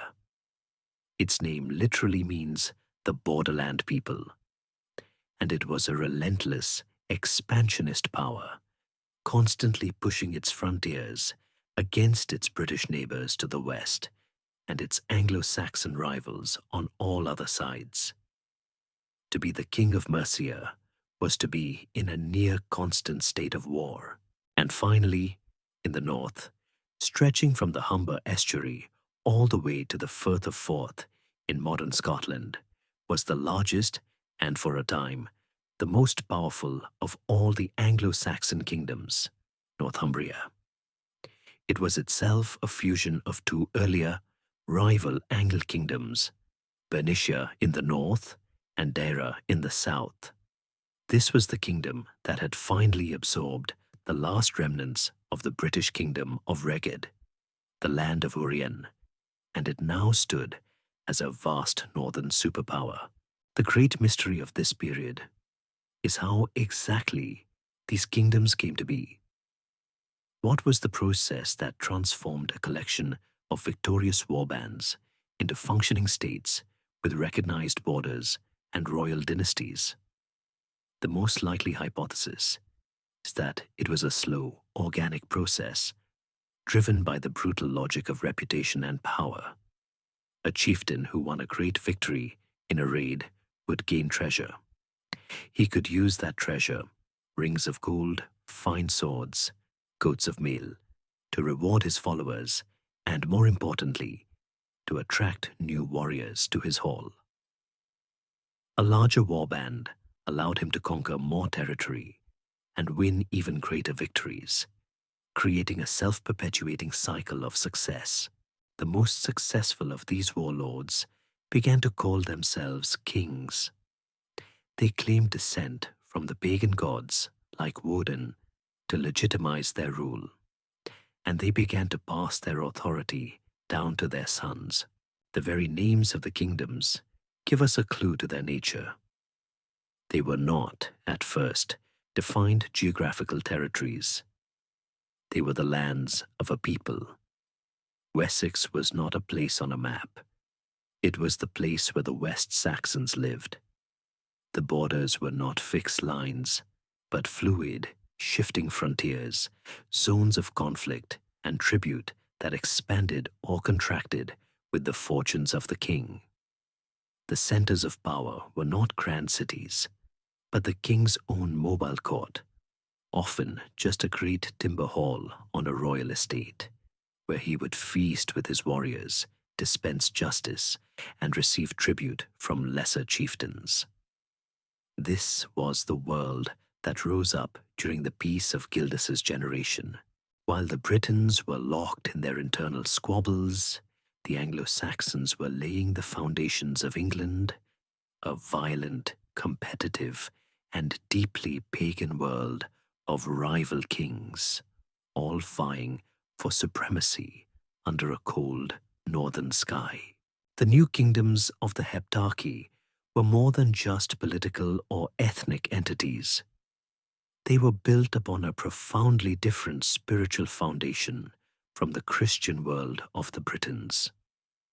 To be the king of Mercia or Wessex in the 6th century was not just to be a successful warlord. It was to be a sacred figure, a man who traced his own lineage, his very bloodline, back to the gods themselves. The power of these kings and the worldview of their people was rooted in the ancient northern paganism they had carried with them across the sea, a faith that now sank its roots deep into the soil of what had once been a Christian province. For a person living in Anglo-Saxon England, the world was a fundamentally enchanted place, a far cry from the ordered Roman world of civic gods or the monotheistic certainty of the Britons. The landscape itself was alive, teeming with unseen forces and supernatural beings. The dark primeval forests that still covered much of the island were not just collections of trees. They were the domain of elves, Elfa, and other mysterious spirits. Bogs, wells, and lonely hills could all be home to powerful local deities who needed to be respected and appeased. This was a world where a gnarled oak tree on a hilltop might be a sacred altar, and a bubbling spring could be a gateway to another realm. Above this world of local spirits presided a pantheon of great and powerful gods, a family of deities who governed the larger forces of life, death, and destiny. Because the Anglo-Saxon pagans were a pre-literate people, they left no sacred texts behind, no holy books to tell us of their beliefs. What we know has been painstakingly pieced together from archaeology, from the hostile writings of later Christian monks, and by comparing it to the much richer, but later, mythology of their Norse cousins in Scandinavia. And yet, the shadows of these gods are all around us, their names so deeply embedded in our own language that we speak them every week. The greatest of them all was Woden, the All-Father. He was a complex and often terrifying god, a relentless seeker of wisdom, a master of magic and runes, and a patron of kings and warriors. He was the god of poetry and inspiration, but also the god of the battlefield, fury, and the gallows. The royal houses of nearly every Anglo-Saxon kingdom claimed direct descent from him, for to have the blood of Woden in your veins was the ultimate mark of legitimacy. His name is with us still, every single week, in Woden's Day, or Wednesday.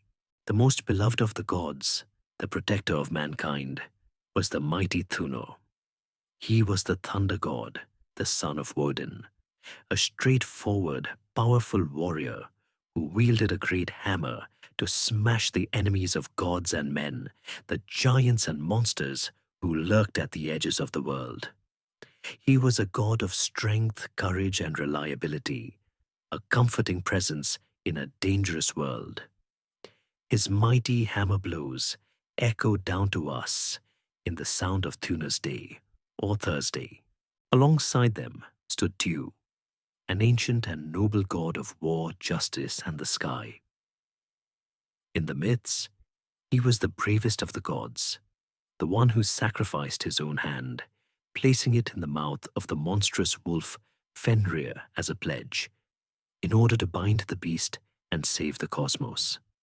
He was the god of the formal assembly, of oaths, and of the single combat that decided a battle. We remember this one-handed god of honor every Tuesday or Tuesday. And there was Frigg, the wife of Woden, a powerful goddess of love, fertility, and the household, a weaver of destinies whose secrets were her own, her name enshrined in Frigg's Day, or Friday. This brings us to the central, animating mystery of this lost faith. How much did it truly resemble the famous Norse myths of Odin, Thor, and the rest? It is likely that they shared a common root, but the Anglo-Saxon version was its own distinct branch, evolved over centuries. The deeper mystery, however, lies in how these people conceived of their own lives within this cosmic order. The key concept seems to have been word, a word we often translate as fate, but which was far more complex than simple predestination. Word was the underlying principle of the cosmos, the vast interconnected web of cause and effect, an unfolding process that not even the gods could escape. The goal was not to change your fate. That was impossible, but to meet your word with courage. A warrior's greatest ambition was to win a glorious reputation in this life, so that the bards would sing of his deeds in the mead hall long after he was gone. His death was preordained, but the manner in which he met it was his own choice. Their religious practices were tied to the natural world. They built no grand temples of stone. Their holiest sites were groves of ancient trees, remote clearings in the forest, or places marked by a strange rock or a sacred pool. At these places, they would make offerings to the gods, most often sacrificing animals whose blood was sprinkled on the attendants and whose meat was cooked and shared in a communal feast.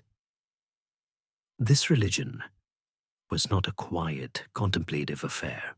It was a vital, often visceral part of the community, the spiritual technology that ensured the fertility of the fields, the health of the tribe, and victory in war, all under a sky ruled by Woden and Thunur, in a world where every action was woven into the great, unchangeable tapestry of word. For a century and a half, the new Anglo-Saxon kingdoms of the Heptarchy had been developing in spiritual isolation from the rest of their continent, while the Franks in Gaul and the Goths in Spain had long since adopted Christianity. Pagan England was a kind of lost world, a northern island where the old gods like Woden and Thunor still reigned supreme. But far to the south, in the city of Rome, the memory of the lost province of Britannia had not entirely faded. Rome was no longer the heart of a military empire, but it was becoming the center of a new, spiritual one. And its leader, the Pope, was beginning to look north with a renewed sense of purpose. The man who turned his gaze to the pagan English was one of the most dynamic and brilliant figures of the age, Pope Gregory the Great. The story of what sparked his interest, as told by the later historian Bede, is a simple and charming one. Sometime before he became Pope, Gregory was walking through the slave market in Rome when his eye was caught by a group of boys with fair skin, fine features, and blonde hair. Struck by their appearance, he asked where they came from. They were Angles, he was told, from the kingdom of Dera. Gregory, a man who loved a good pun, supposedly replied with the Latin phrase, non angli, sed angeli. Not uncles, but angels. He went on to declare it a tragedy that people with such angelic faces should be in the possession of the author of Darkness.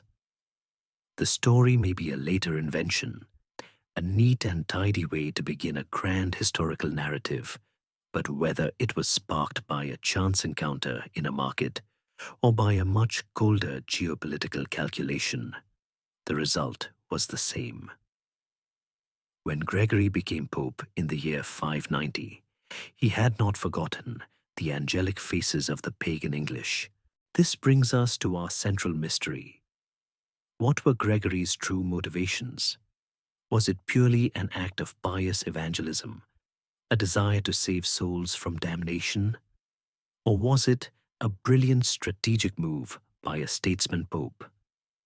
Gregory was keenly aware that the native British Church still existed in the west of the island, but from Rome's perspective, it was a troublesome, nonconformist entity that celebrated Easter on the wrong date and had strange, un-Roman customs. By sending a mission directly to the pagan Anglo-Saxons, Gregory could bypass the Britons entirely. He could establish a new English church that was loyal directly to Rome, effectively leapfrogging the old church and re-establishing direct papal authority in a lost province. It was a spiritual mission, certainly, but it was also a masterstroke of ecclesiastical politics. In 596, Gregory put his plan into action. He chose a man named Augustine, the prior of his own monastery in Rome, to lead a mission of around 40 monks to this distant, barbarous land. Augustine was not a natural adventurer. He was a scholar, an administrator, a man of the cloister, and the prospect of traveling to the very edge of the known world to convert a fierce and pagan people filled him and his companions with a deep dread. As they traveled through Gaul, the stories they heard about the savagery of the Anglo-Saxons so terrified them that they stopped and sent Augustine back to Rome to beg the Pope to let them abandon the mission. Gregory would not hear of it.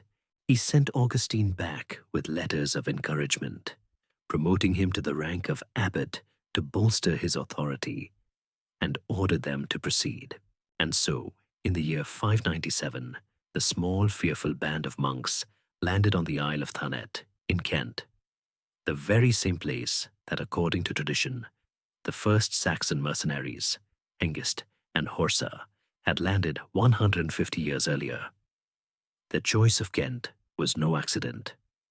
The King of Kent, Ethelbert, was a powerful ruler, acknowledged as an overlord by several other southern kings. But most importantly, his wife, Bertha, was a Christian.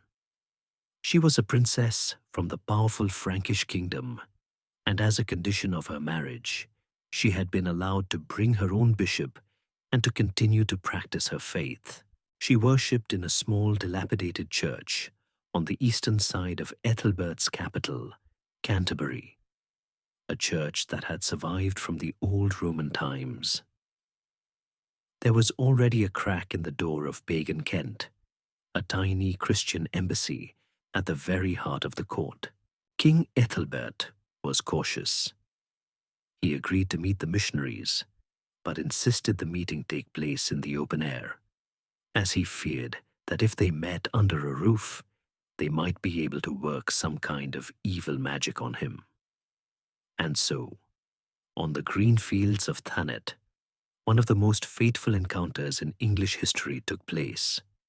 Imagine the scene: the pagan Saxon king, surrounded by his bearded, armed warriors, sitting on a wooden throne under the vast open sky. And approaching him, not an army, but a solemn procession of dark-robed, tonsured monks. They came, Bede tells us, bearing a silver cross for their banner, and a painted panel of our Lord and Savior. As they walked, they were not shouting war cries, but chanting a quiet, hypnotic Latin litany, praying for the salvation of the people they had come to convert.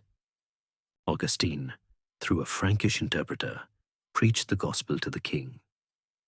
Ethelbert listened patiently, and his reply was a masterpiece of a political calculation and cautious curiosity. He told Augustine, "Your words and promises are very fair, but they are new to us and of uncertain import. I cannot approve of them so far as to forsake that which I have so long followed with the whole English nation." He would not abandon the gods of his fathers, not yet. But then he made the crucial concession. He told the monks, "Because you are come from far into my kingdom, and as I conceive, are desirous to impart to us those things which you believe to be true and most beneficial, we will not molest you, but give you favorable entertainment, and take care to supply you with your necessary sustenance. Nor do we forbid you to preach and gain as many as you can to your religion." He granted them a place to live in his capital of Canterbury, and permission to use the ancient church of St. Martin. The mission, which had so nearly failed before it began, had found a foothold. The first quiet notes of a new faith were now being sung in the very heart of a pagan kingdom, while Augustine and his Roman monks were carefully laying the foundations of their new church in Kent. A single candle lit in the pagan south. Another, very different form of Christianity was already blazing brightly in the north. The story of the conversion of the English is not one single, linear narrative flowing out from Rome. It is the story of two powerful Christian currents, two rivers of faith that flowed into pagan England from different directions, and which would eventually meet in a turbulent confrontation. To understand this, we must turn our gaze from the orderly Roman mission in Canterbury to the wild, windswept islands of the north and west. While Roman Britain had been collapsing into chaos, the neighboring island of Ireland, which the Romans had never conquered, had undergone a profound transformation. Thanks to the work of missionaries like St. Patrick in the 5th century, Ireland had become a bastion of Christian faith and learning. But because of its isolation, cut off from the continent by the pagan settlement of Britain, Irish Christianity had developed its own unique character and flavor. It was not a church organized around the Roman model of cities, dioceses, and powerful bishops. Instead, its power lay in great, sprawling monastic settlements, ruled by abbots who were often members of the most powerful royal families. This was a church of passionate asceticism, of deep scholarship, and of a burning, restless missionary zeal. The figure who would carry this fiery Irish Christianity to the shores of Britain was a man named Columba, or Columcille in his native Gaelic, meaning dove of the church. He was a towering figure, a prince of a royal Irish dynasty, who was also a brilliant and famously hot-tempered monk. In the year 563, for reasons that are shrouded in the mists of legend, perhaps as a penance for his role in a bloody battle, Columba sailed from Ireland with 12 companions and established a new monastery on the tiny remote island of Iona, off the western coast of what we now call Scotland. Iona was little more than a windswept rock in a storm-tossed sea, but under Columba's leadership, it became one of the most important centers of Christianity in all of Europe.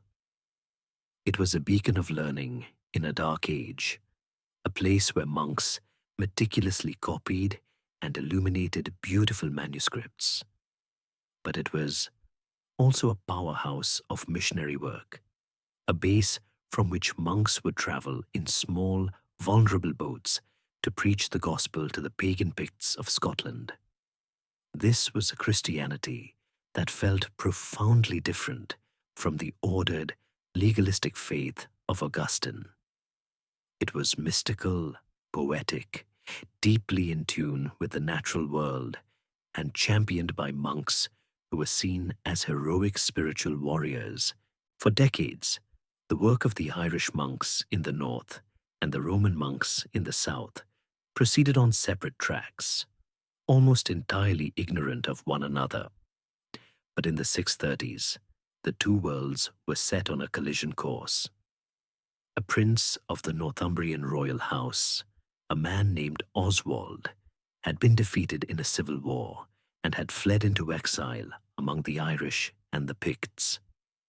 During his time there, he converted to the Irish form of Christianity.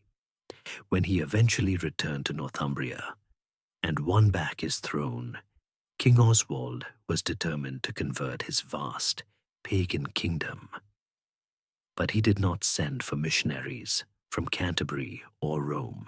He sent to the place that had given him his faith, the holy island of Iona. The first monk sent from Iona was a failure. He was too stern, too austere, and he returned complaining that the Northumbrians were too stubborn and barbarous to be converted. The abbot of Iona then chose another man, a monk renowned for his gentleness, patience, and compassion. His name was Aidan. In 635, Aidan traveled to Northumbria, and King Oswald granted him an island for his new monastery, a place that would become as famous as Iona itself. It was the tidal island of Lindisfarne, a semi-island off the Northumbrian coast that is cut off from the mainland twice a day by the rising tide. From this base at Lindisfarne, which became known as Holy Island, Aidan began the conversion of the north. He would walk from village to village, speaking to the people not in the alien Latin of the Romans, but in their own tongue, which he had learned during his time with King Oswald. His gentle piety and deep humility won the hearts of the Northumbrian people, and the Celtic Christianity of Iona began to spread like wildfire. This now brings us to a subtle but crucial mystery. We often speak of a conflict between the Celtic Church and the Roman Church, but this is a slightly misleading simplification. They were not two different religions. Both looked to Rome as the symbolic heart of their faith, and both were Catholic. The disagreements were not about core theology, but about culture, custom, and authority. The Celtic Irish Church calculated the date of Easter differently. Their monks shaved their heads in a different style of tonsure, from ear to ear, rather than on the crown. And their church was organized around the authority of monastic abbots, rather than territorial bishops. Why did these seemingly minor differences matter so much? The most likely hypothesis is that they had become powerful symbols of identity. Following the customs of Iona was a way of affirming a connection to the vibrant, independent Christian culture of the Irish world. Adopting the customs of Rome, however, was a way of declaring oneself part of the wider, more powerful, and better organized world of continental Europe. The two Christian traditions spreading through England, therefore, represented two different visions of the future, two competing cultural allegiances.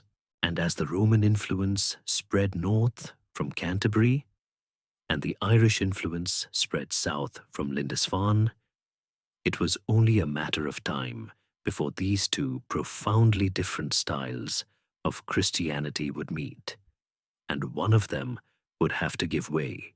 The two rivers of Christianity, one flowing from the ancient heart of Rome and the other from the wild ascetic island of Iona, could not flow in parallel forever.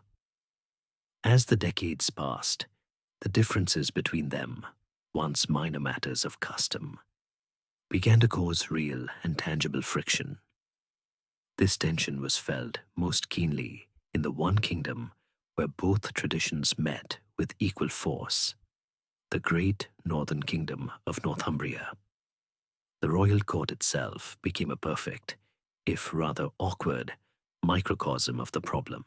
The king Oswiu, who had been raised in the tradition of Iona and Lindisfarne, would be joyfully celebrating the feast of Easter, while his queen, who had been raised in the Roman tradition of Kent, was still deep in the solemn penitential fasting of Lent. The king's hall was a house divided, celebrating the single most important event in the Christian calendar on 2 different days. It was an absurd and unsustainable situation, a symbol of a much deeper division that threatened to tear the fledgling English church apart. King Oswiu, an astute and powerful ruler, knew that a choice had to be made. His kingdom could not follow 2 different versions of the same faith. And so, in the year 664, he called a synod, a great church council, to debate the issues and decide once and for all which tradition Northumbria would follow. The location chosen was the monastery of Straonshall, now known as Whitby, a great double monastery for both monks and nuns, perched dramatically on a high cliff overlooking the grey expanse of the North Sea. It was ruled by one of the most powerful and respected women of the age, the Abbess Hild, a woman of royal blood who commanded immense authority. In the timber-built great hall of her abbey, the 2 sides of the English church would finally meet face to face. The atmosphere must have been electric with tension. On one side of the hall sat the defenders of the Celtic, or, as we should probably call it, the Ionan tradition. Their spokesman was Bishop Colman, the abbot of Lindisfarne, a gentle and pious man, but a fierce defender of the customs he had inherited from St. Aidan and St. Columba. He was supported by his Irish monks and by Abbess Hild herself. Colman's argument was an appeal to tradition and saintly authority. Our customs, he argued, were handed down to us by our most holy father Columba, who in turn received them from the Apostle John, the beloved disciple of Christ. How could we possibly abandon the practices of such revered saints? On the other side of the hall was the Roman faction, led by a formidable and charismatic figure named Wilfrid. Wilfrid was a Northumbrian nobleman by birth, but he had travelled to Rome, had been dazzled by the power and glory of the papacy, and had returned as the most passionate and eloquent advocate for the Roman cause. Wilfrid's argument was an appeal to universality and ultimate authority.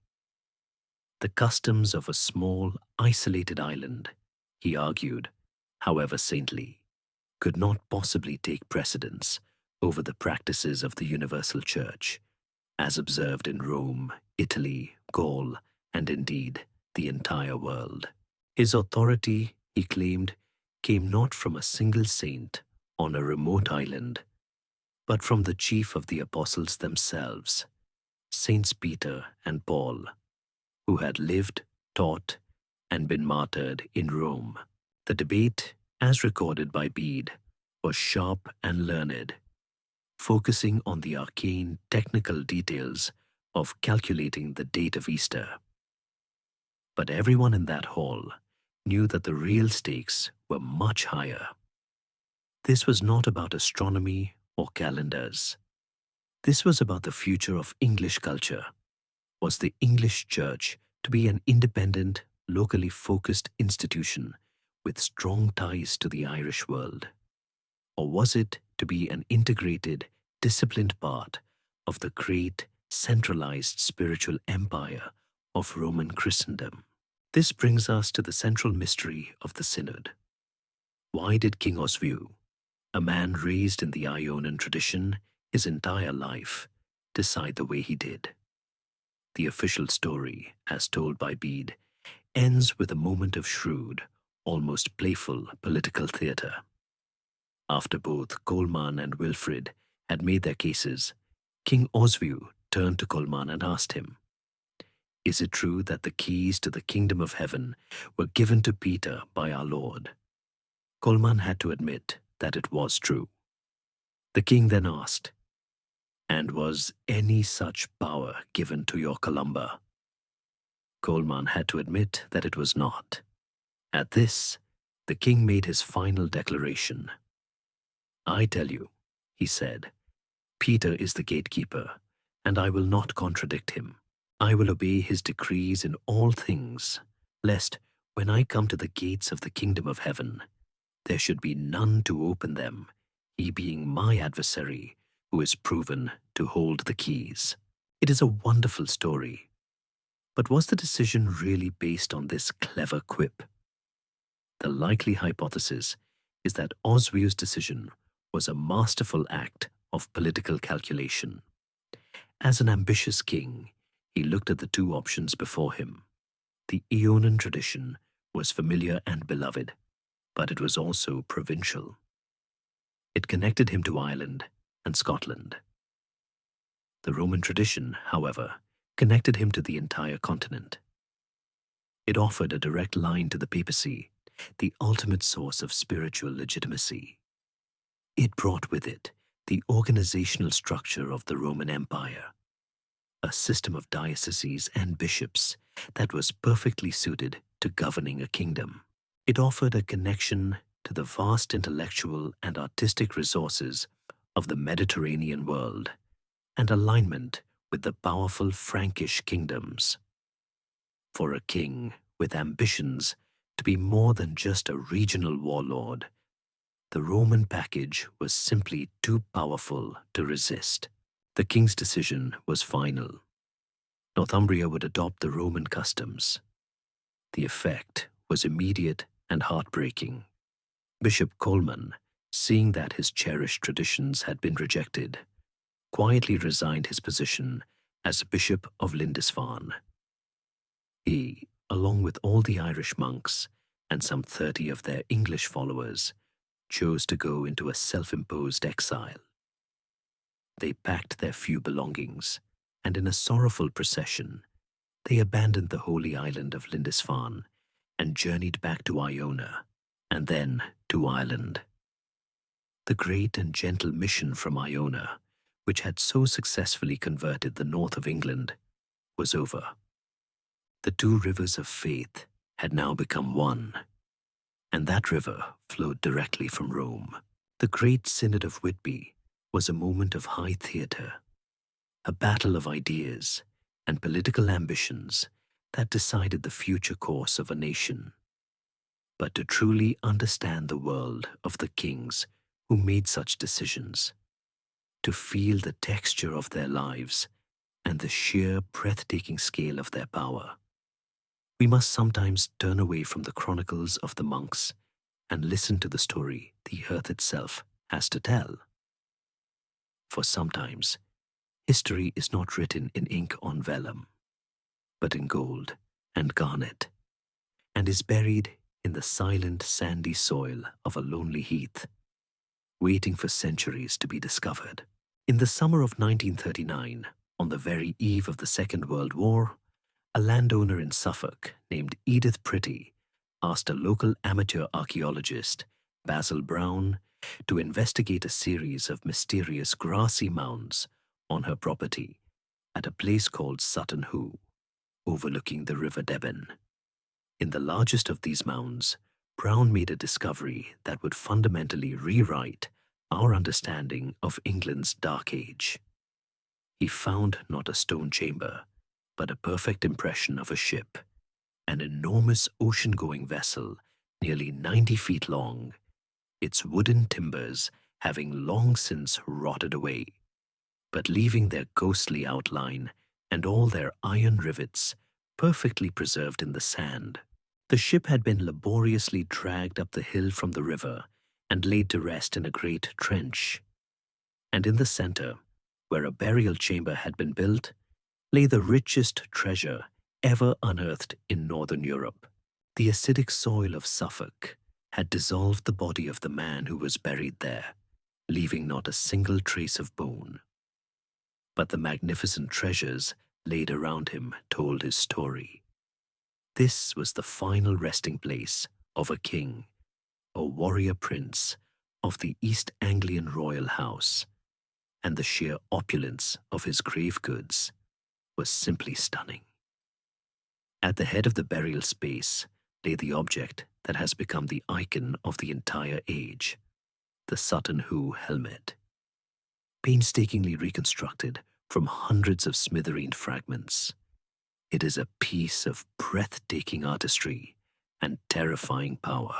An iron cap is covered in decorated bronze panels, and a full face mask stares out with a menacing hawk-like visage, with a great dragon forming its crest.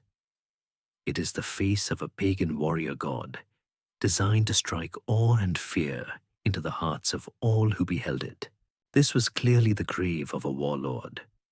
He was sent into the next world, armed for battle. With his magnificent sword, its blade made of intricately pattern-welded iron rods, and its hilt gleaming with gold and polished garnets. His great circular shield, of which only the golden and bronze fittings survive, was a work of art in itself, decorated with a dragon and a great bird of prey. He wore his wealth on his person, in the form of a set of solid gold shoulder clasps, decorated with impossibly intricate designs of interlacing boars, and a huge, solid gold belt buckle, a masterpiece of the goldsmith's art. These objects alone spoke of a kingdom that was not poor, isolated, and backwards, but one that could command immense resources and artisans of genius-level skill. But it was the rest of the treasure that revealed the true, far-reaching connections of this forgotten kingdom. This was not the hoard of a provincial pirate king. This was the burial of a major player on the international stage. In the burial chamber were sets of silver bowls, plates, and spoons, exquisitely crafted and stamped with the imperial control marks of the distant Byzantine Empire in Constantinople. There was a purse full of gold coins, not from England, but from the kingdom of the Merovingian Franks in what is now France. There were bronze vessels from the eastern Mediterranean, and beautiful enameled hanging bowls made not by Anglo-Saxons, but by Celtic artisans in Britain or Ireland. This single burial contained objects from across the known world, shattering forever the idea of the Dark Ages as a time of ignorant isolation. The sea was not a barrier to these people. It was a highway, a great sea road that connected the king of East Anglia to Scandinavia, to Francia, and all the way to the glittering markets of the Byzantine East. This leads us to the great, tantalizing mystery of Sutton Hoo. Who was this forgotten king? The body is gone, so we can never be certain. But the coins in his purse give us a vital clue. They allow archaeologists to date the burial to the early 7th century, likely sometime around the year 625. When we look at the chronicles for a king of East Anglia who died around that time, one name stands out, a king named Redwald. And what the historian Bede tells us about Redwald makes him a fascinating and almost perfect candidate. Bede says that Redwald was a powerful ruler, the overlord of all the southern English kingdoms. He also tells us that Redwald travelled to Kent and was converted to Christianity, but that when he returned home to East Anglia under the influence of his pagan wife, he hedged his bets. In his temple, Bede says, Redwald set up 2 altars, one for the sacrifice to Christ, and another, smaller one, for the sacrifice to the old gods. Is the Sutton Hoo burial a perfect reflection of this king, a man caught between 2 worlds? The grave is overwhelmingly pagan in its character. It is a warrior's send-off, complete with his weapons, feasting equipment, and even the ghost of his ship to carry him to the afterlife. And yet, among the treasures were 2 silver spoons of Byzantine origin, inscribed in Greek with the names Saulos and Paulos, Saul and Paul. Were these a christening gift, a subtle nod to the king's conversion? We are left with an unforgettable image of a world in profound transition, a king who was perhaps willing to accept the new Christian God, but not yet ready to abandon the old, powerful gods of his ancestors, Bodn and Thunor, who had given his family victory in battle. The Sutton Hoo treasure is more than just a hoard of gold. It is a snapshot of a moment of immense cultural and religious change, the magnificent pagan death rattle of a world on the very brink of conversion. The mountain of treasure sealed within the earth at Sutton Hoo is a testament to the immense power and wealth of a single Anglo-Saxon king. But that wealth did not spring from the ground, and that power did not exist in a vacuum.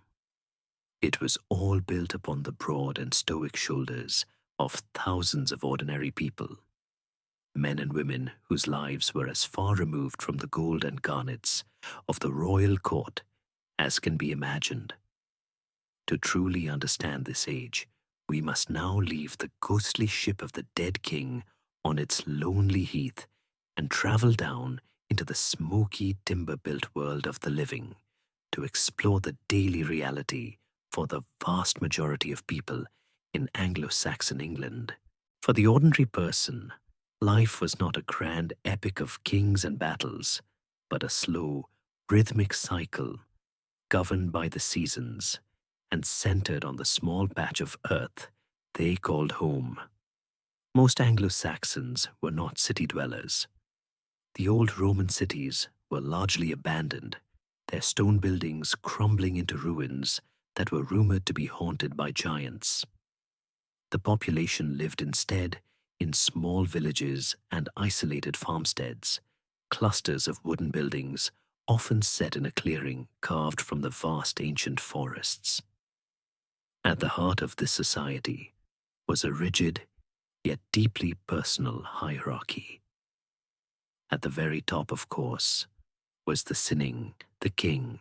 Below him was his warrior aristocracy, the Thegns or Thanes, who were his companions in arms and the great landowners of the kingdom. But the bedrock of the entire society, the great mass of the population, were the Cols. A Ceol was, in essence, a free peasant. This concept of freedom is the central mystery of their existence. They were not slaves, the unfortunate thralls who formed the bottom rung of society and were considered mere property. A Ceol had rights. He could own land, bear arms to defend his home, and attend the local assembly, the moot, to have his voice heard in legal disputes. But his freedom was woven into a complex web of obligation. He owed loyalty and service to a lord, usually a local Then, and in return for his land, he paid a tribute, a food rent, known as a feom, a regular delivery of grain, cattle, honey, and most importantly, ale, to supply his lord's household. It was a world held together, not by abstract laws, but by personal oaths, a sacred bond of loyalty sworn between a man and his lord. The physical center of this world was the Lord's Great Hall. This was not a castle of cold stone, but a magnificent and masterfully built structure of timber. Imagine a long, high-roofed building, its frame made of great, earth-fastened oak posts, its walls filled with wattle and daub, and its roof a thick, heavy thatch of reed or heather. Inside, it was one long, cavernous room, the air thick with the smoke from a central hearth that burned day and night.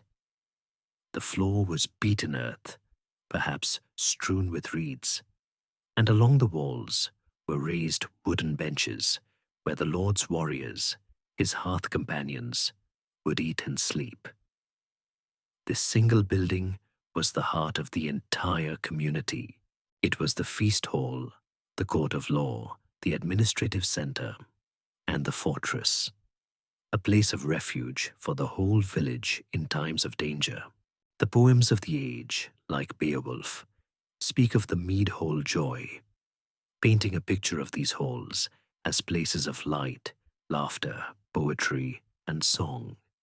And they were. But the archaeological reality was likely far grittier. They would have been dark, the only light coming from the central fire and a few tallow lamps, the smoke stinging the eyes and blackening the high rafters. They would have been crowded and noisy, and filled with the smells of unwashed bodies, roasting meat, and spilled ale. Yet to the people of the time, this hall was a symbol of everything that mattered: safety, community, and the generosity of a good lord. It was their haven of light and warmth, a sanctuary against the vast, dark, and dangerous wilderness that surrounded them on all sides. Life for the Coel in his own smaller hut was a constant struggle for subsistence, a life lived in rhythm with the sun and the soil. Spring was for ploughing the heavy clay with teams of slow, patient oxen. Summer was for tending the crops of barley, wheat, oats, and rye, and taking the cattle to summer pastures. Autumn was the season of frantic activity, the harvest, when every man, woman, and child would work from dawn until dusk to bring in the grain that would see them through the winter. And winter itself was a long, dark, and often hungry season, spent indoors, huddling for warmth, mending tools, and weaving the wool that would become their rough, simple clothing. Their world was small, their diet monotonous, and their life expectancy short. But it was a life of profound community, a world where every neighbor depended on the others for their mutual survival, all bound together by their shared loyalty to the Lord in the great hall on the hill, while the world of the Anglo-Saxon Coel was governed by the rhythm of the seasons and the demands of the soil. A different kind of world existed in parallel, a world governed by the tolling of the church bell and the patient turning of the page. In the century that followed the Synod of Whitby, the decision to align with Rome brought a tidal wave of new learning, art, and literacy to England. And this energy was concentrated in the great new monasteries that were springing up across the kingdoms. These monasteries were islands of stone-built Mediterranean culture in a sea of timber and thatch tradition. And in one of these northern monasteries, a single man who would live his entire life within its walls would become the greatest scholar of his age and the single most important voice to ever speak to us from the darkness of the past. His name was Bede. Bede's life was, on the surface, entirely uneventful. He was born in the year 673 on the lands of the newly founded monastery of Monkwearmouth in the Kingdom of Northumbria.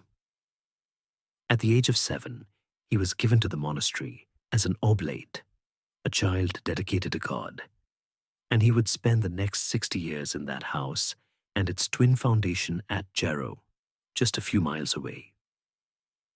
He tells us this himself at the end of his most famous work. "I have spent my whole life," he writes, "in this monastery, and devoted myself entirely to the study of the scriptures. And while I have observed the regular discipline and sung the daily office in the church, my chief delight has always been in learning, teaching, and writing." He never traveled. He never fought in a battle or advised a king. His entire world was the quiet, ordered routine of the cloister, the library, and the church. And from this still, quiet center, he produced a body of work that would earn him the title he still holds today, the father of English history. The monastery of Monk Wearmouth Jarrow was no sleepy backwater. Its founder, a Northumbrian nobleman named Benedict Biscop, had made several perilous journeys to Rome and had returned with treasures of a kind England had never seen. A vast library of books from the great centers of Christian learning, skilled masons to build a church in the Roman style, and even glaziers who could make stained glass, a wondrous new technology for the Anglo-Saxons. Jarrow was a powerhouse of Roman culture, a direct conduit to the intellectual heart of Christendom. It was in this environment, with access to a library that was likely the best in all of Northern Europe, that the brilliant mind of Bede was formed. He wrote on every subject imaginable, commentaries on the Bible, treatises on grammar and poetry, and scientific works on the nature of time and the calculation of the date of Easter. But his masterpiece, the work that has made him immortal, is his Historia Ecclesiastica, Gentis Anglorum, the ecclesiastical history of the English people. Completed in the year 731, it is a work of breathtaking ambition. His goal was to tell a single, coherent story, the story of how the disparate pagan Anglo-Saxon kingdoms, through the grace of God, were converted to the true Roman Catholic faith and became one single people, the Gens Anglorum, united in a single English church. What makes Bede's work so revolutionary, and what separates him so completely from an earlier writer like the angry monk Gildas, is his method. Bede was not writing a sermon. He was, for the first time, trying to write a history. He had a scholar's concern for evidence. At the beginning of his book, he lists his sources, thanking the abbots and bishops from all over England who had answered his letters and sent him documents and stories from their own regions. He is careful to distinguish between what he has learned from eyewitnesses, what he has read in older documents, and what is simply common report. In fact, it is Bede who is largely responsible for popularizing the system of dating events from the year of Christ's incarnation, the AD system, which has become the global standard. Without Bede, our knowledge of the entire period we have just explored would be a collection of disconnected fragments. It is Bede who tells us the story of Pope Gregory and the slave boys. It is Bede who gives us the detailed account of Augustine's mission to Kent. And it is Bede who provides our only narrative of the great and fateful Synod of Whitby. This brings us to the subtle but important mystery of this great historian. Bede was a brilliant scholar, but he was not an unbiased one. His history is a carefully crafted masterpiece with a powerful agenda. His goal was to prove a point, that the Roman way was the right way, and that the English had a special destiny within the family of the Roman Church. He is an unabashed champion of the Roman cause. He treats the Celtic missionaries, like Badon, with great personal respect for their piety. But he makes it clear that their customs were mistaken and had to be corrected. He is often dismissive and sometimes quite hostile towards the native Britons, whom he portrays as a fallen and resentful people who had failed in their duty to preach to the English. His book is, in essence, a winner's history, written from the perspective of the triumphant Roman party in the powerful kingdom of Northumbria. He is creating a founding myth for the English people, a story of a people chosen by God, led out of the darkness of paganism, and unified by the light of the one true faith from Rome. His work is so powerful and so persuasive that it has shaped our view of this period ever since. The question for us is not what Bede tells us, but what he might have chosen to leave out. The stories that did not fit his grand and beautiful narrative. The death of the Venerable Bede in 735 marked more than just the passing of a great scholar. It was the quiet, tolling bell that signaled the end of an era, the long golden age of Northumbrian supremacy, which had given England the Lindisfarne Gospels, the scholarship of Jarrow, and the great stone crosses of the north, began to fade. The kingdom descended into a chaotic century of dynastic strife, with weak kings being murdered and overthrown in rapid succession. The intellectual and political center of gravity of the English people, which had been anchored in the north for 100 years, was now adrift, and into this power vacuum stepped the kingdom that had always been waiting in the wings. The vast, aggressive, and centrally located kingdom of Mercia. For the latter half of the 8th century, the story of England is the story of Mercia, and the story of Mercia is the story of one man, its greatest king, Offa. Ruling from 757 to 796, Offa was a figure of European, not just English, importance. He was a ruthless and brilliant ruler who elevated the raw military power of the Mercian kingship into something far more sophisticated and stable. He was not just a warlord in a timber hall. He was a monarch who corresponded with the most powerful man in Europe, the Emperor Charlemagne, as a near equal. He reformed the currency, minting a new, high-quality silver coin, the penny, that would become the basis of English money for centuries. And he asserted his dominance over all the other English kingdoms south of the River Humber, styling himself not just as King of Mercia, but, for the first time, as Rex Anglorum, the King of the English. But the most spectacular and enduring legacy of Offa's reign is not a coin or a title. It is a colossal scar carved into the very landscape of Britain, a silent, grassy monument that still runs for much of the length of the border between England and Wales. It is known as Offa's Dyke. For anyone who has walked its quiet, windswept sections, it is a truly breathtaking sight. It is a massive linear earthwork, a great bank of earth fronted by a deep ditch that snakes its way over hills, through valleys, and across rivers for an astonishing 150 miles.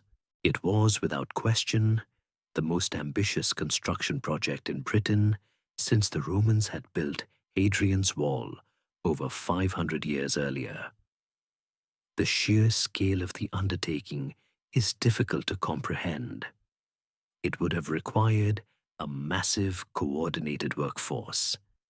Thousands of men conscripted from all over the kingdom, laboring with nothing more than simple iron and wooden tools to move millions of tons of earth. This colossal achievement presents us with a profound historical mystery. Why was it built? What was the purpose of this great dike?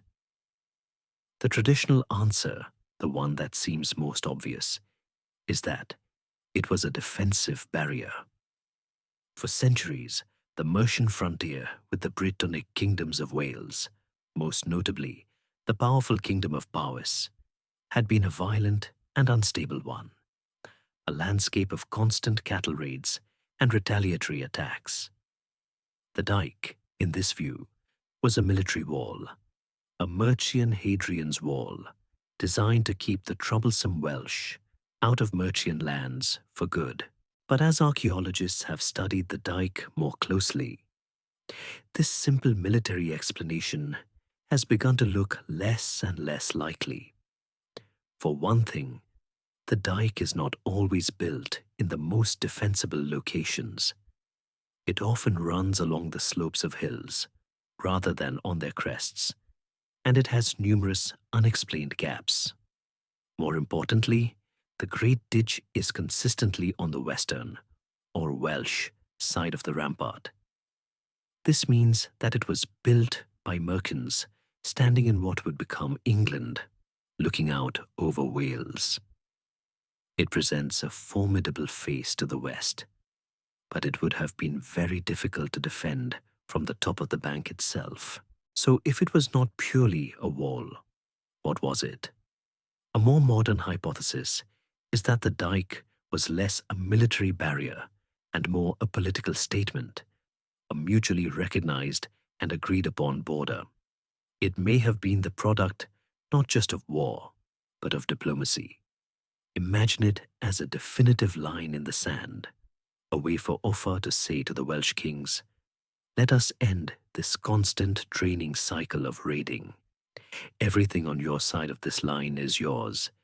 Everything on my side is mine. This is the permanent frontier." It was a way of establishing a stable political geography, of separating the English from the Welsh once and for all. Another compelling theory is that the dike was primarily an instrument of power and control.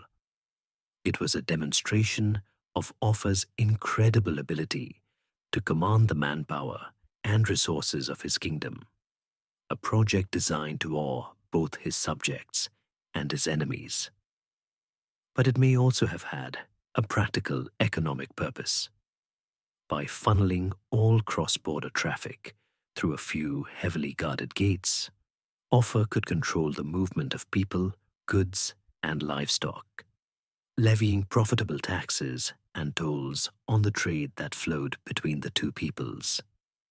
The dike, in this view, was less a wall and more a colossal linear customs barrier.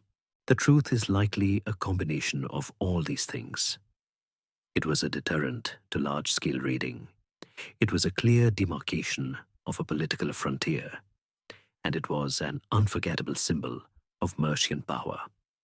But whatever its precise purpose, its psychological impact was immense.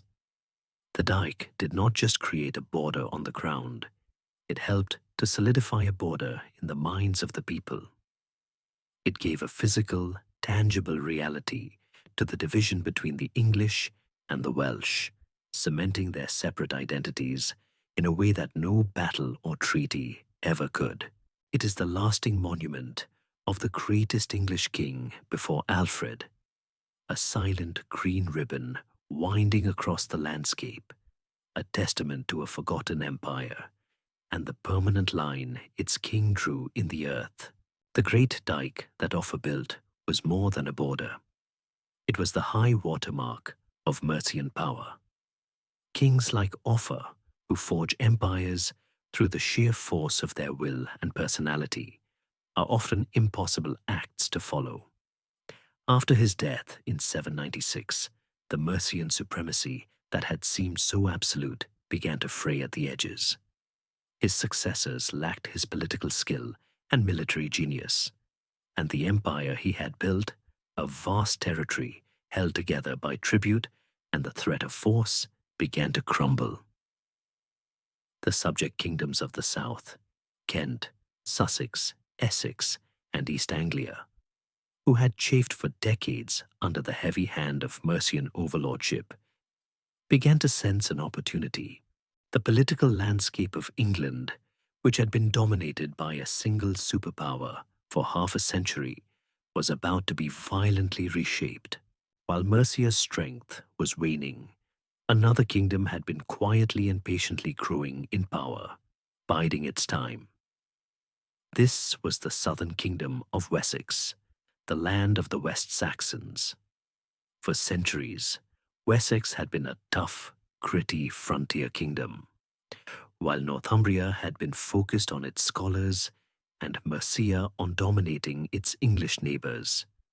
Wessex had been engaged in a long, slow, grinding war of expansion to its west, pushing back the native Britons of Dumnonia into the Cornish peninsula. This constant, centuries-long state of warfare had forged the West Saxons into a resilient and formidable military society. Their kings and their nobles were hardened warriors, their armies were experienced, and their kingdom was unusually stable and unified, bound together by the shared experience of the long frontier war. At the dawn of the 9th century, a king came to the throne of Wessex who would channel this coiled energy and change the destiny of England. His name was Egbert. He had a personal score to settle with the Mercians, who had forced him into exile as a young man. Egbert had spent his years of exile not in some remote monastery, but at the glittering, powerful court of the Emperor Charlemagne. There, he would have witnessed firsthand the workings of a vast, sophisticated, and centralized Frankish empire, a model of kingship far beyond anything that then existed in England. When he returned to claim the throne of Wessex in the year 802, he brought with him a new vision and a burning ambition.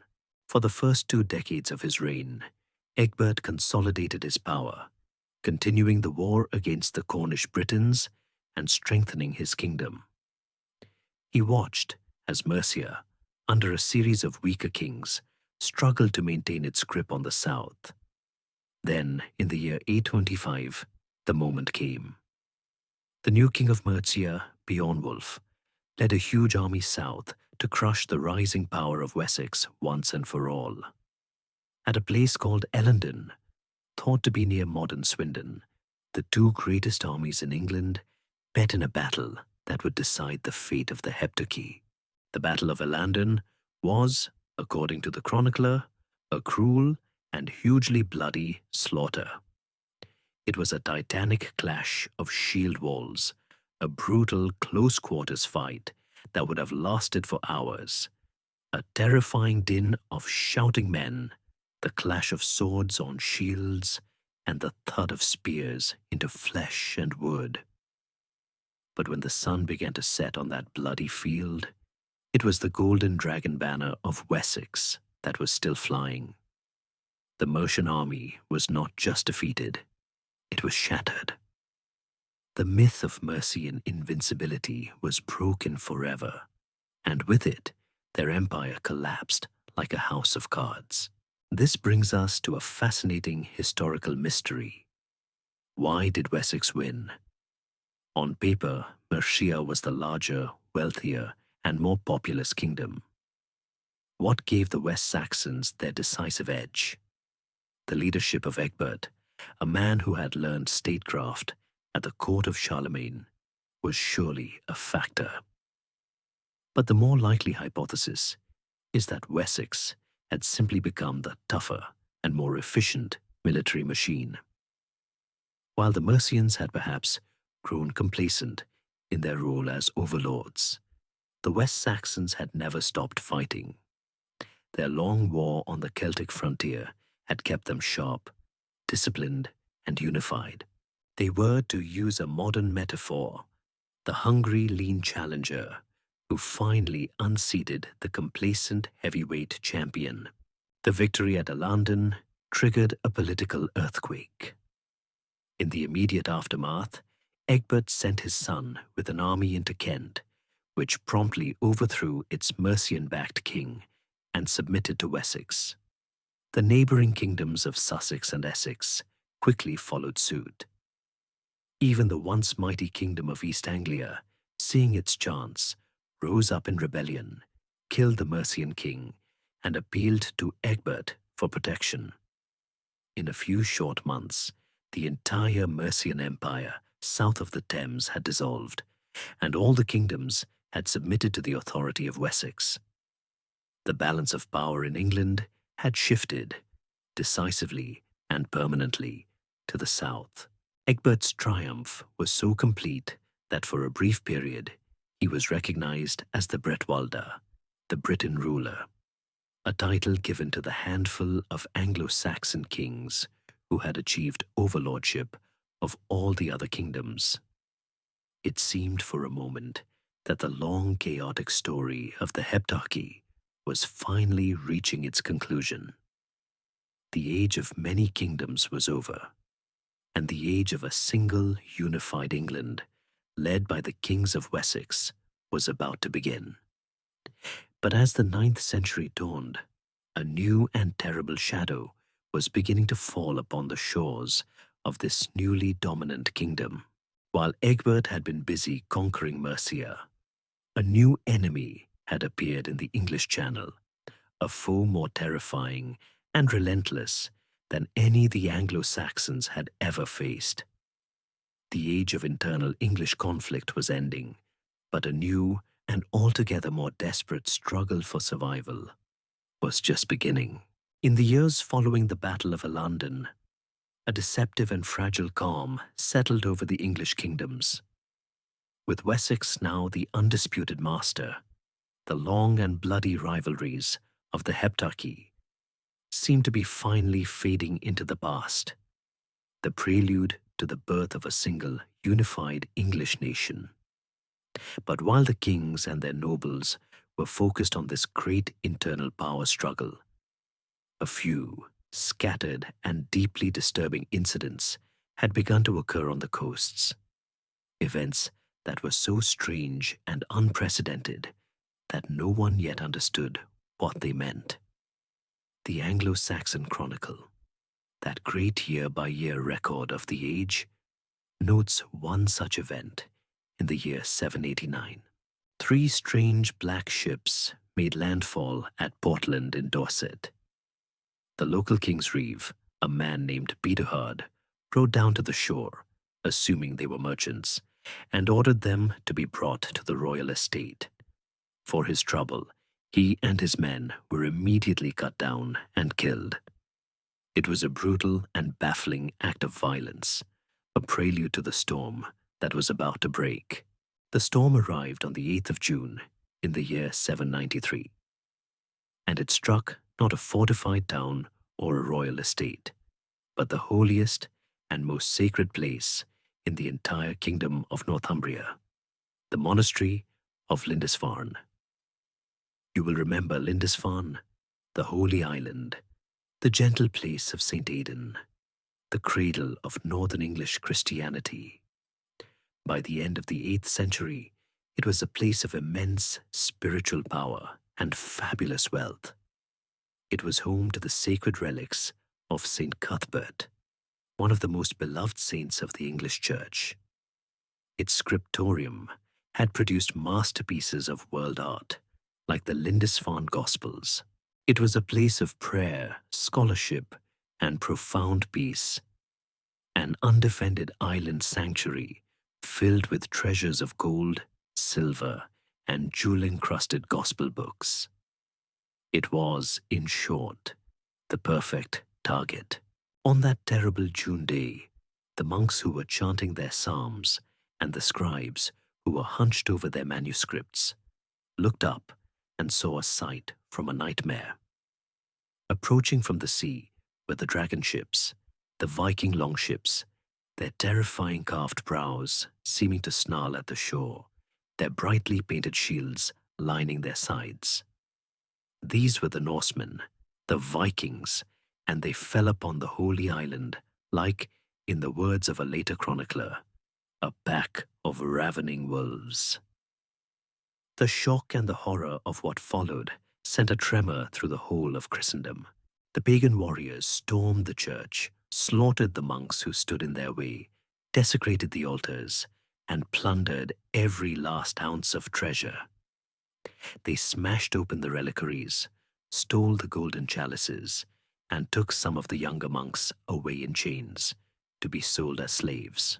The news of this sacrilege spread with terrifying speed. At the court of the Emperor Charlemagne, the great Northumbrian scholar Alcuin of York received the news from his homeland and wrote a letter back, a letter trembling with a kind of apocalyptic dread. Never before, he wrote, has such a terror appeared in Britain as we have now suffered from a pagan race. The Church of St. Cuthbert is spattered with the blood of the priests of God, despoiled of all its ornaments. A place more venerable than all in Britain is given as a prey to pagan peoples. This was more than just a pirate raid. It was an attack on the very order of the cosmos, a violation of a sacred space that had been thought inviolable.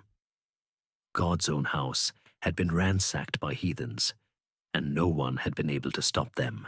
This brings us to one of the great questions of European history. Who were these Vikings, and why, at the end of the 8th century, did they suddenly erupt from their Scandinavian homelands? The term Viking itself is a mysterious one. In their own Old Norse language, a Vikinger was a raider, an adventurer. To go a-Viking was an activity, not an ethnic identity. They were the peoples of what is now Denmark, Norway, and Sweden, and their sudden and violent expansion is one of history's great puzzles. For centuries, historians argued that it was caused by overpopulation, that the rocky, fjord-cut lands of Scandinavia could no longer support a growing number of people, forcing young men to seek land and fortune elsewhere. More recently, other theories have gained favor. Perhaps it was a political phenomenon, as powerful kings began to centralize their rule in Norway and Denmark, forcing rival chieftains and their followers into exile. Perhaps it was a response to the growing wealth of their southern neighbors. They saw the riches of the English kingdoms and the Carolingian Empire and simply decided to take their share by force. But the one undisputed reason for their success was their key piece of technology, the longship. The Viking longship was a masterpiece of naval design, the single most versatile and effective raiding vessel of its age. It was clinker-built, with overlapping planks that made its hull both strong and flexible. It was long, narrow, and frighteningly fast. But its true genius was its shallow draft.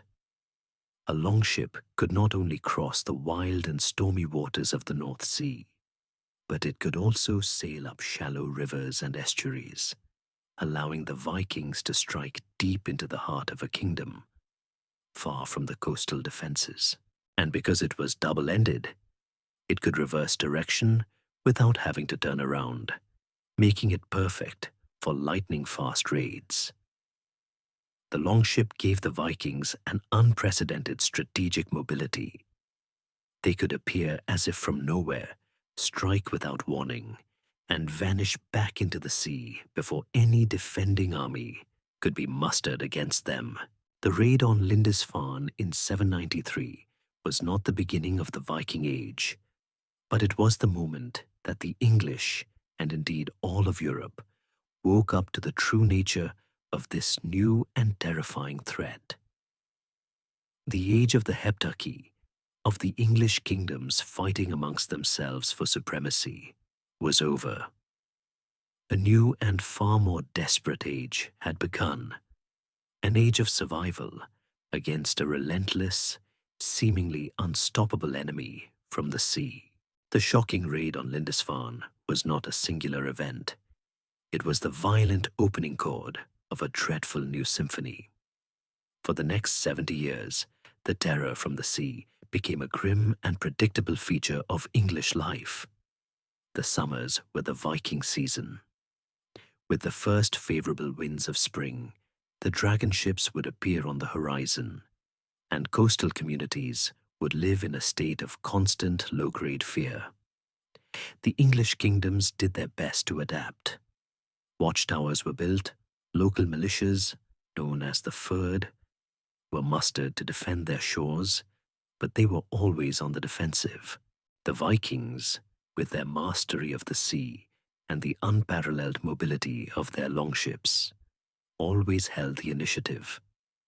They could strike anywhere, at any time, and be gone with their plunder of treasure and slaves long before any real resistance could be organized.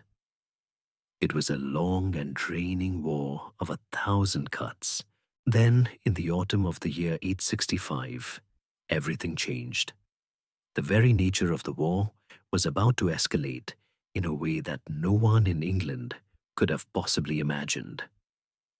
This time, it was not a raiding fleet that appeared off the coast of East Anglia. It was an army. The Anglo-Saxon Chronicle, with a palpable sense of dread, calls it the Michelheden here, the Great Heathen Army. This was not a force that had come for a summer of smash-and-grab raiding. This was a vast coalition of Viking warbands, drawn from all over the Scandinavian world, led by a new and ambitious generation of chieftains, including the legendary sons of Ragnar Lothbrok, Ivar the Boneless, Halfdan, and Uber. Their goal was not plunder, which they would certainly take, but something far more permanent: conquest. They had come to destroy the Anglo-Saxon kingdoms, to seize the land for themselves, and to settle it permanently. The size and nature of this army is a great historical mystery. Later legends would swell its numbers to a vast and unbelievable horde, but modern estimates suggest it numbered in the low thousands. Still, for the time, this was a huge, professional, and battle-hardened force.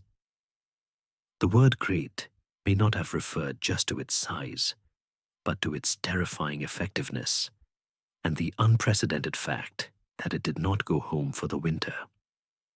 Upon landing in East Anglia, the local king, terrified, was forced to buy a temporary peace by providing the army with horses. This was the Vikings' first masterstroke. They transformed themselves from a sea-based force into a highly mobile, mounted army that could now strike anywhere on land with the same terrifying speed they had previously shown at sea. In 866, this newly mounted army rode north and descended upon the kingdom of Northumbria. They arrived at the perfect moment, as the kingdom was tearing itself apart in a bitter civil war between two rival claimants to the throne. The Vikings simply marched into the great northern city of York and seized it. When the two rival Northumbrian kings finally stopped fighting each other and belatedly joined forces to try and retake the city, they were both killed, and their army was annihilated. The ancient and proud kingdom of Northumbria, the kingdom of Bede and St. Cuthbert, the cultural heart of England for over a century, was no more. It was now a Viking kingdom, ruled from York. The great army then turned its attention south and marched into the heart of Mercia, the kingdom of Offa. They seized the royal town of Repton, a sacred site where the Mercian kings were buried, and made it their winter camp, even converting the ancient church into part of their defensive works. The Mercian king, Burgred, was unable to drive them out and was forced to flee into exile, dying as a lonely pilgrim in Rome. The great central kingdom of Mercia was now broken, its western half ruled by a puppet king chosen by the Vikings, its eastern half under their direct control.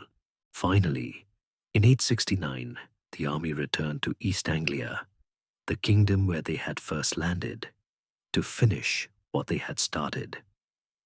The East Anglian king, a brave man named Edmund, raised an army and fought back, but he was defeated and captured.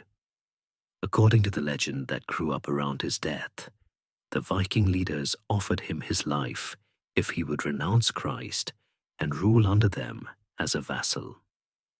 Edmund refused.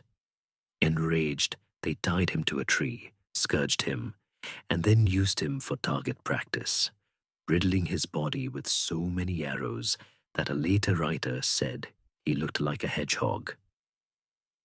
They then beheaded him. Edmund would become one of England's most revered martyrs and patron saints, and with his death, the kingdom of East Anglia was also extinguished. In the space of just 5 years, the political map of England had been utterly and violently redrawn. 3 of the 4 great remaining Anglo-Saxon kingdoms had been destroyed. Northumbria, Mercia, and East Anglia, which had for centuries made up the bulk of England, were now conquered territory, a land that would soon be known as the Danelaw. The entire structure of the heptarchy, which had defined English politics for 300 years, had been shattered. Only one kingdom was left. In the south, behind the line of the River Thames, the kingdom of Wessex, the land of the West Saxons, now stood alone, the last bastion of Anglo-Saxon independence. And it was here that the great heathen army, having feasted on the rest of England, now turned its hungry and victorious gaze. The great heathen army, having gorged itself on the kingdoms of the north and east, finally turned its full, undivided attention to the last kingdom standing, Wessex. In the year 870, the Vikings crossed the River Thames, and the final desperate struggle for the survival of the English people began. The following year, 871, would go down in the annals of Wessex as a year of unrelenting horror. The West Saxons, now led by King Ethelred and his younger brother, a scholarly and pious young man named Alfred, fought with the desperate courage of a people defending their own homes. No fewer than 9 major battles were fought in that single bloody year. The West Saxons even won a great victory at a place called Ashdown. But the Vikings, seemingly a limitless horde, simply absorbed the losses and kept coming. By the end of the year, King Ethelred was dead, the West Saxon army was bled white, and the kingdom was on the brink of total collapse. It was in the midst of this crucible of fire and death that the younger brother, Alfred, a man who had been destined for the church rather than the battlefield, was made king. He inherited not a throne, but a kingdom in its death throes. His first act as king was to lead his exhausted army into yet another battle, which he lost. Realizing that his kingdom simply could not sustain these losses, Alfred did what other kings had done before him. He bade the Vikings to go away. He bought a fragile, humiliating peace, and the great army, laden with West Saxon silver, withdrew from Wessex to consolidate its hold on the rest of England. For a few years, a tense and uneasy peace held.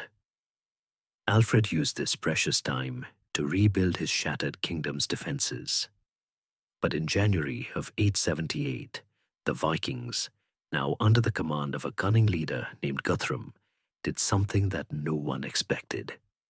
They broke the treaty and launched a surprise attack in the dead of winter. To campaign in winter was to break all the unwritten rules of Dark Age warfare. The West Saxon army, which was a militia of farmers who had returned to their fields, was completely unprepared. The Vikings swept through the kingdom, meeting almost no resistance. They seized the royal estate at Chippenham in Wiltshire, and from there they sent out raiding parties to terrorize the countryside. The kingdom of Wessex, which had stood for 400 years, effectively dissolved in a matter of weeks. The West Saxon resistance collapsed. Many of the nobles and their followers fled in terror across the sea to Francia. The last Anglo-Saxon kingdom had to all intents and purposes fallen, but the king refused to fall. Alfred, unlike the king of Mercia, did not flee into a comfortable exile. Instead, he gathered a small handful of his most loyal household warriors and simply vanished. He retreated into the vast, watery, and near impenetrable wilderness of the Somerset Levels. This was a unique landscape, a great flat basin of fens and marshes, a labyrinth of swamps, reed beds, and misty waterways, dotted with small, isolated islands of dry land. It was a desolate and forbidding place, and here, in the deepest secrecy, on a small island called Athelney, Alfred established a hidden fortress. This was the lowest point in the history of the English people, the absolute nadir. The King of Wessex was a fugitive in his own kingdom, hiding out in a swamp, while a Viking army occupied his lands. It is from this desperate period that one of England's most beloved legends was born, the story of Alfred and the Cakes. The tale goes that Alfred, disguised as a common man, took refuge in the hut of a swineherd. The swineherd's wife, unaware of his identity, asked him to watch some small cakes, or loaves, that she was baking by the hearth. Alfred, his mind consumed with the enormous weight of his kingdom's collapse, sat staring into the fire, lost in thought, and allowed the cakes to burn. When the woman returned, she gave the king a furious scolding for his laziness. The story is almost certainly a later invention, but its purpose is not to record a fact, but to illustrate a truth about Alfred's character. It shows his humility, his connection to the common people, and the profound depth of his despair. The historical reality behind the legend is that from his hidden outpost at Athelney, Alfred did not despair. He began to wage a bitter, desperate guerrilla war against the Viking occupiers. His small war band would emerge from the mists of the marshes to ambush Viking patrols and foraging parties, a constant nagging thorn in the side of Guthrum's victorious army. He was sending a message to his scattered people. The king was still here, the war was not over, and the spirit of Wessex was not dead. Then, after several months of hiding and harrying, around Easter of 878, Alfred made his great gamble. He sent out secret messengers, riders, who would have traveled by night through the forests and hidden paths, carrying a summons to the loyal men of the shires that had not yet completely submitted, Somerset, Wiltshire, and parts of Hampshire. The message was simple. The king was alive, and the time had come to muster the last army of Wessex for one final stand. They were to gather, in 7 weeks' time, at a landmark known as Ecgbert's Stone, on the edge of Selwood Forest, and so, in the spring of that desperate year, from farmsteads and villages all across the south, small groups of men began to slip away, armed with their spears and shields, and march in silence towards a secret rendezvous, and a future that was utterly unknown. To the rendezvous point at Ecgbert's Stone they came, the last loyal men of the last English kingdom. They marched in secret, in small bands, through the great forest of Selwood, and as they arrived at the clearing, they saw something that must have seemed like a miracle. Their king, Alfred, whom many had thought was dead or fled, was there, alive, standing amongst them. The Anglo-Saxon chronicle, usually so terse and factual, allows itself a rare moment of emotion, telling us that when the people saw their king again, they were filled with a great joy. In that moment, in that secret forest clearing, the spirit of Wessex was rekindled. A scattered, terrified people became an army once more. Alfred did not waste a moment. After just one night, at the dawn of the next day, he led his small, determined army out of the forest and marched towards the main Viking camp at Chippenham. He knew that his only chance lay in forcing a single, decisive battle before the Vikings could gather their full strength. After 2 days of hard marching, they found the main Viking army, led by its king, Guthrum, deployed for battle on a high ridge at a place called Eddington. Here, on this windswept Wiltshire downland, the final fate of England would be decided. The battle, when it came, was a long, brutal, and desperate affair. Alfred formed his men into a dense shield wall, the classic Anglo-Saxon battle formation, a tightly packed hedge of shields, spears, and courage. The Vikings, masters of the same kind of warfare, formed their own shield wall opposite them. And for hours, the two lines ground against each other in a terrifying close-quarters struggle. This was a battle of stamina and nerve, of pushing and shoving, of stabbing with spears and hacking with axes over the top of the shield rims, all amidst a deafening roar of war cries and the screams of the dying. But Alfred's army was fighting with a spirit that the Vikings could not match. They were not fighting for plunder or glory. They were fighting for their homes, their families, their faith, and their very existence. And in the end, it was the Viking line that broke. The West Saxons, with a final desperate push, smashed through the enemy shield wall, and the battle turned into a rout. Guthrum and the remnants of his shattered army fled in terror back to their fortress at Chippenham. Alfred pursued them, and instead of letting them escape, he surrounded the fortress and settled in for a siege. He stripped the surrounding countryside of every last scrap of food and every head of livestock, ensuring nothing could get into the besieged Vikings. After 14 days, starved, defeated, and with all hope lost, Guthrum sent out messengers and surrendered. Alfred had won a total and unconditional victory. What happened next is what elevates Alfred from a mere successful warlord to a figure of true greatness, and it reveals a fascinating historical mystery. By the brutal standards of the age, Alfred had every right to slaughter Guthrum and his chieftains. Instead, he offered them a peace treaty of astonishing generosity and breathtaking political vision. Guthrum and his army would have to leave Wessex, but they would not be killed. Instead, Guthrum and about 30 of his most important men would have to do something far more profound.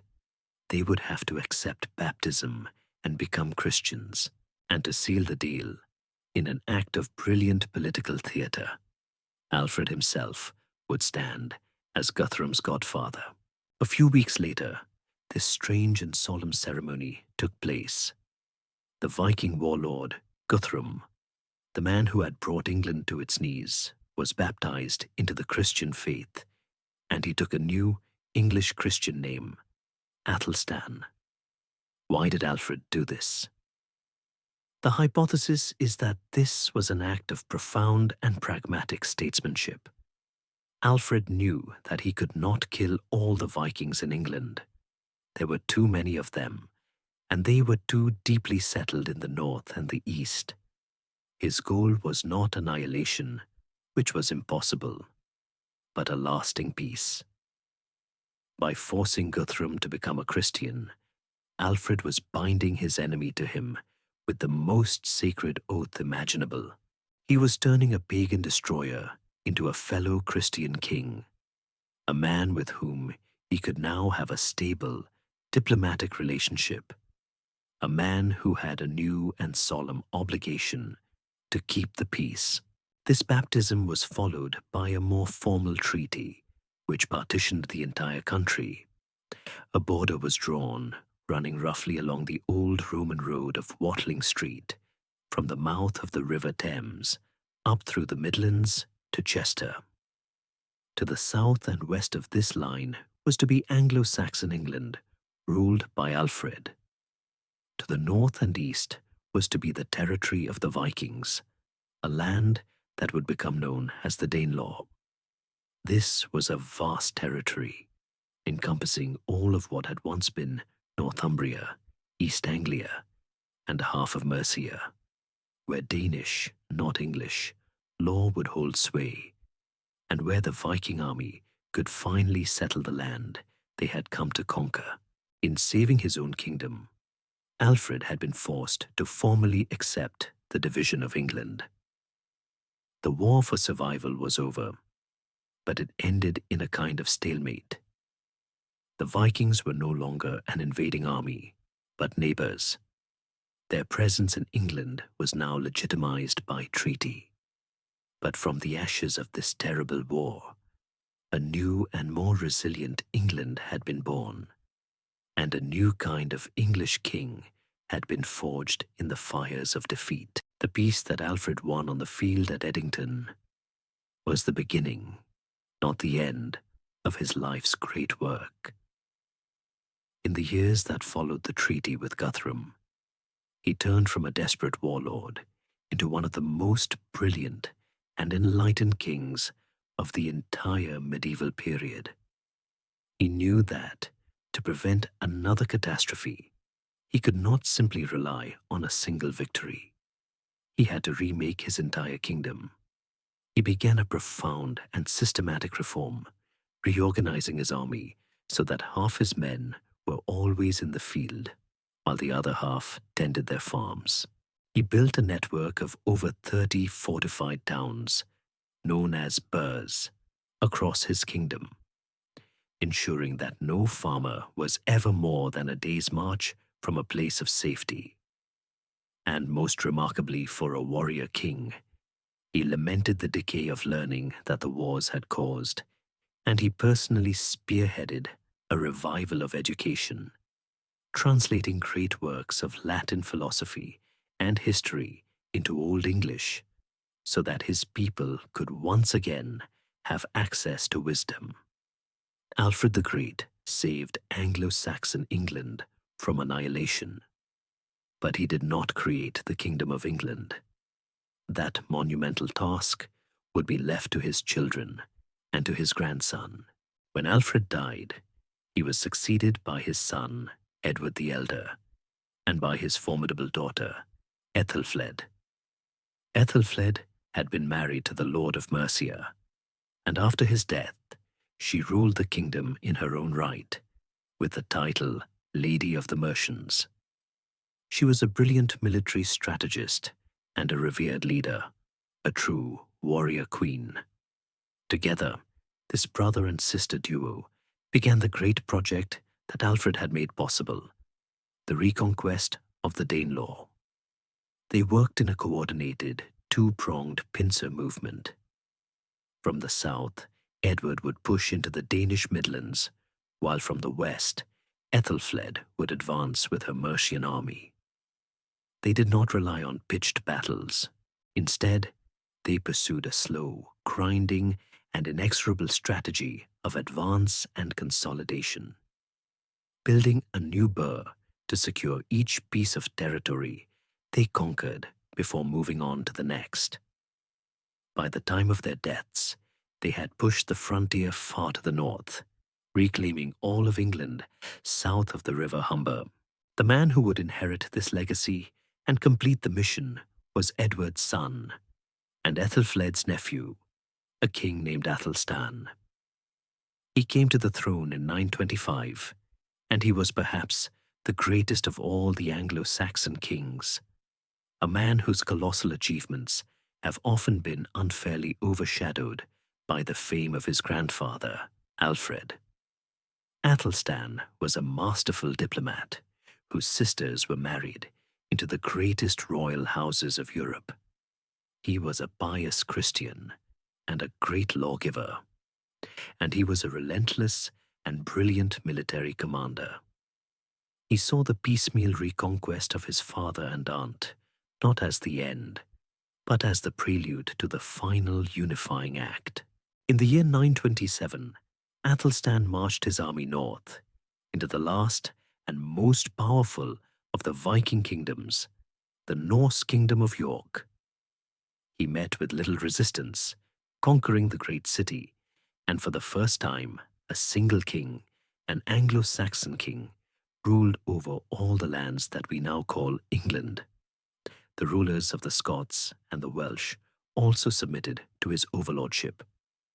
On his magnificent silver coins, he was styled not just as King of the English, but as Rex Totius Britannia, the King of all Britain.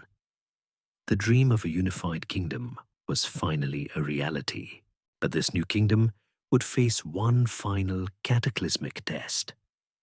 In 937, a massive alliance of Athelstan's enemies, a grand coalition of the dispossessed, gathered to destroy him.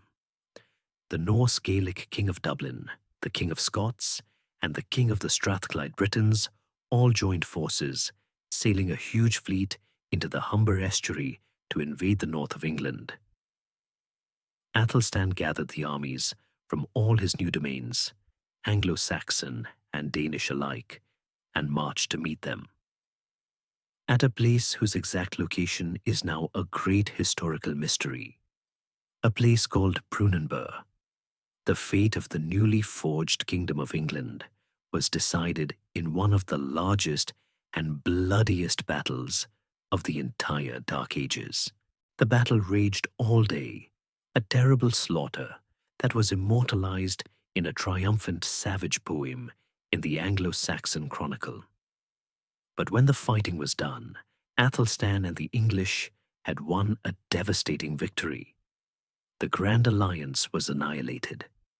The battlefield, the poet tells us, was a place where the wolf and the raven could feast on the bodies of the slain. The victory at Brunanburh did not create England, but it ensured that the kingdom Athelstan had created would survive. And so our long journey through Britain's lost and shadowy age comes to a close. We have traveled from the final deceptive sunset of the Roman province through the desperate chaos of the warlords and the arrival of the Anglo-Saxons. We have witnessed the clash of pagan and Christian, of Roman and Celt, and we have felt the terror of the Viking dragon ships. We have hidden in the marshes with a fugitive king and stood in the shield wall at the battle that forged a nation. The darkness, in the end, was not a void, but a crucible. It was a long and painful birth, a time of violent endings and brutal new beginnings, in which the disparate peoples of a broken island, Roman, Briton, Saxon, and Dane, were slowly and often violently fused together into something new. The lost age was over. The Kingdom of England had been born, and now the story is told. The echoes of battle have faded. The halls of the kings are quiet. All that is left is the gentle peace of the present moment. Let the final images of this long-forgotten world dissolve into the soft darkness around you. The story is over, and it is time for rest. May your sleep be deep and your dreams be peaceful. Good night.